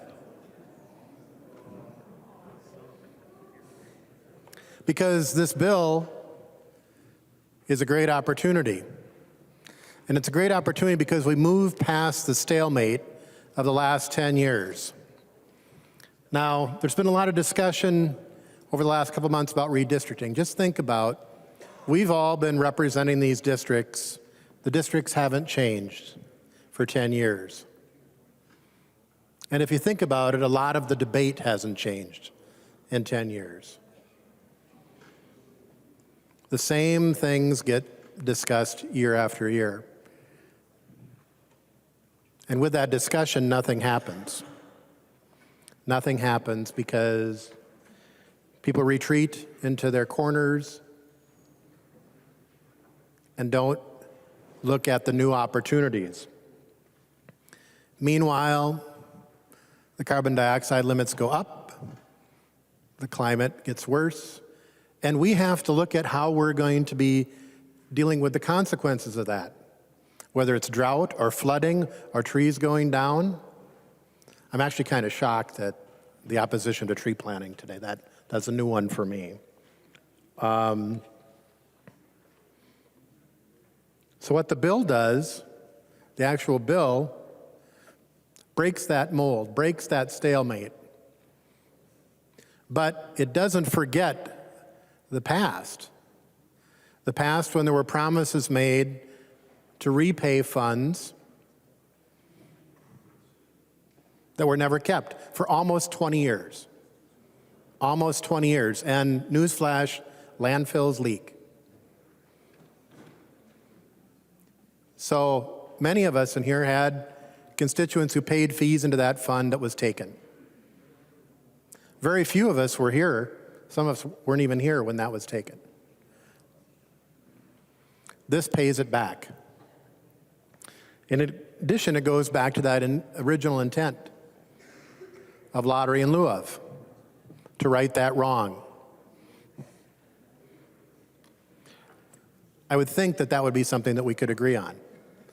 Additional legacy. We talk about legacy with a large L, but a small L, the legacy of the Pig's Eye dump.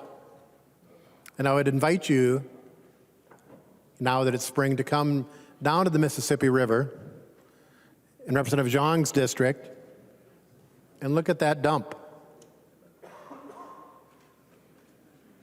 where sewage was burned and dumped on top of an open dump right next to the Mississippi River. Now, because of climate change, Battle Creek goes through that. The volume of the creek and the velocity of the creek have increased. And that stuff is getting brought out into Pig's Eye Lake, which then comes into the Mississippi River. Just because we cannot see the contaminants doesn't mean they're not there. Whether they're PFAS or any list of chemicals that we can't pronounce, they're still there.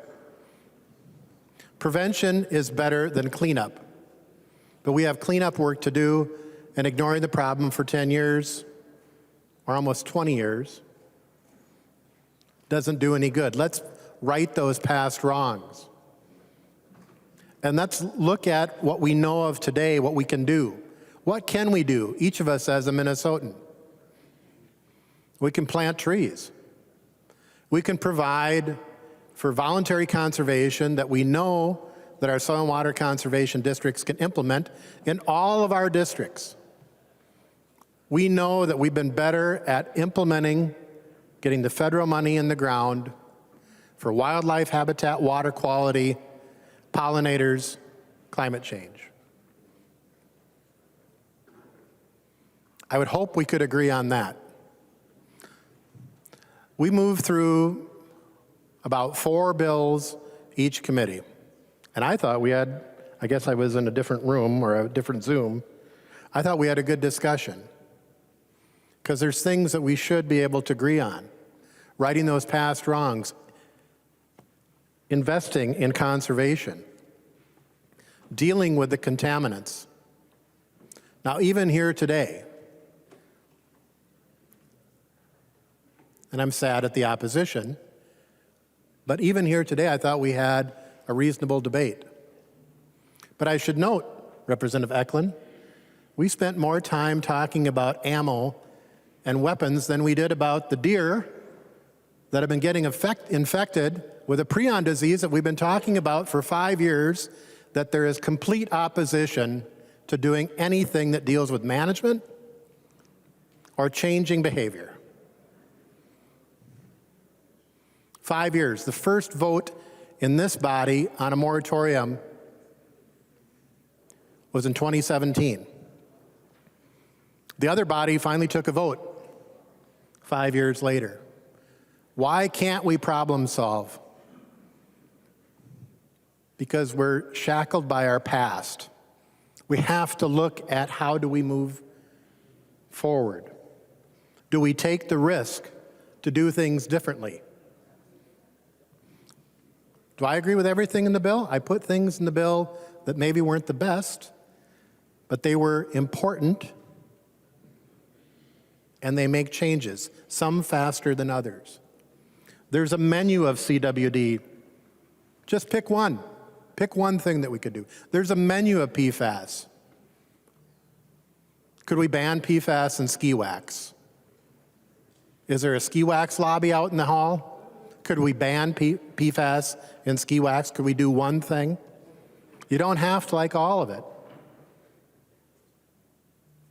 But there is a lot in this bill for everyone around the state, throughout the state, that's not just using the one-time money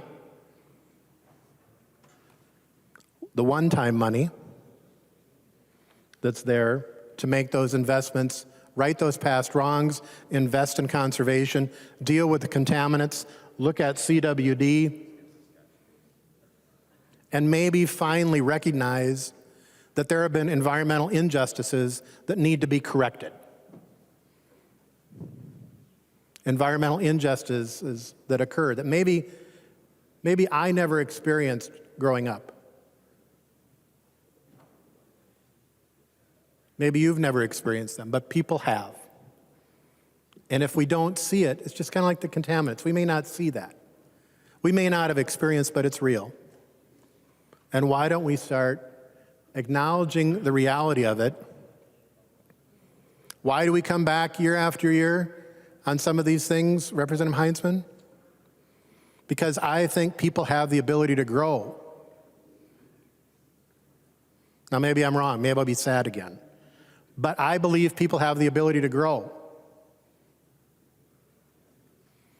And maybe the other body who last year would not allow anything to become law that said the words environmental justice, maybe they'll have a conversion. Maybe they will see that there's been injustice. Maybe they will see that we could try some of these things. But if we don't try, if we don't send them these things, if we don't make the effort, it won't happen. So I'm willing to take that risk, And I'm asking you to take that risk and vote yes for this bill. There being no further discussion, the clerk will take the roll.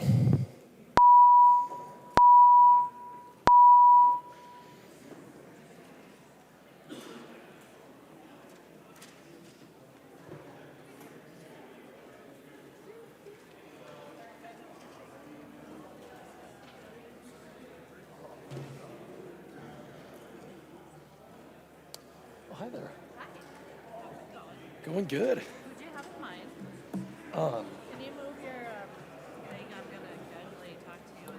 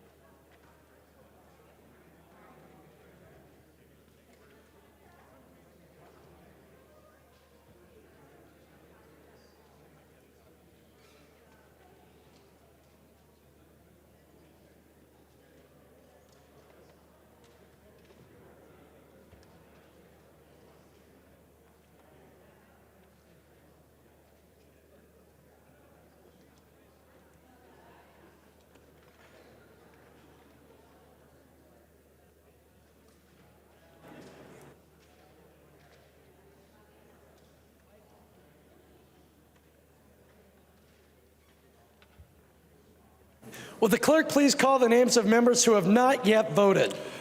Davids. Davids, no.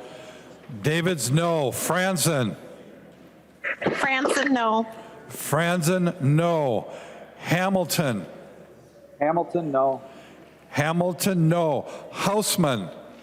Hausman, aye. Hausman, aye. Lissegard.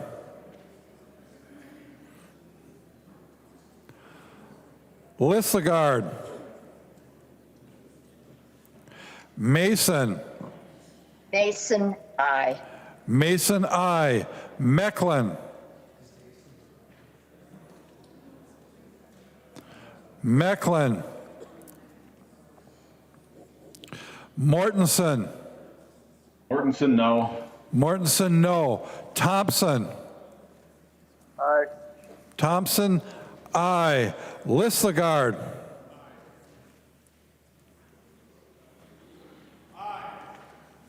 Lissegard, aye. Mecklin. Mecklin. The clerk will close the roll.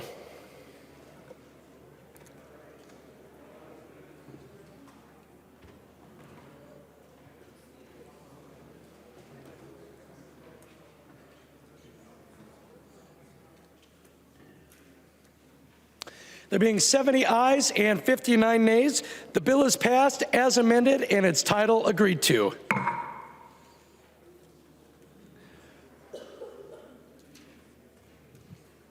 Motions and resolutions. There are copies of the non-controversial motions at the House desk and online. If there is no objection, we will take action on these motions first. Hearing no objection, the motions prevail. Announcements. I recognize the member from Washington, Representative Jurgens.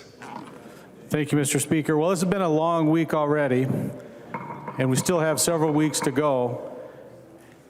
And we couldn't do this job without the help of the employees, the staff from the chief clerk's office and the sergeant's office. So I just want to take this opportunity to thank all of them for the work that they do for us.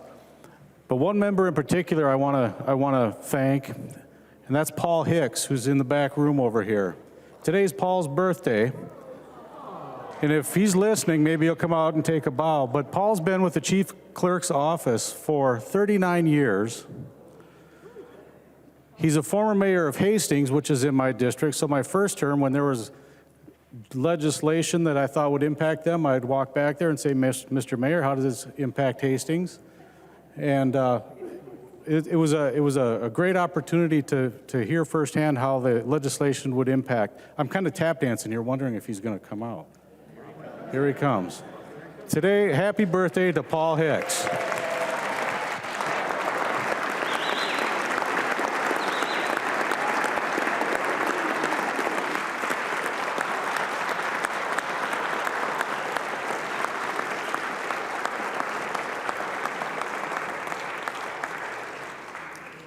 Thank you, Mr. Speaker. Thank you, members, and happy birthday, Paul.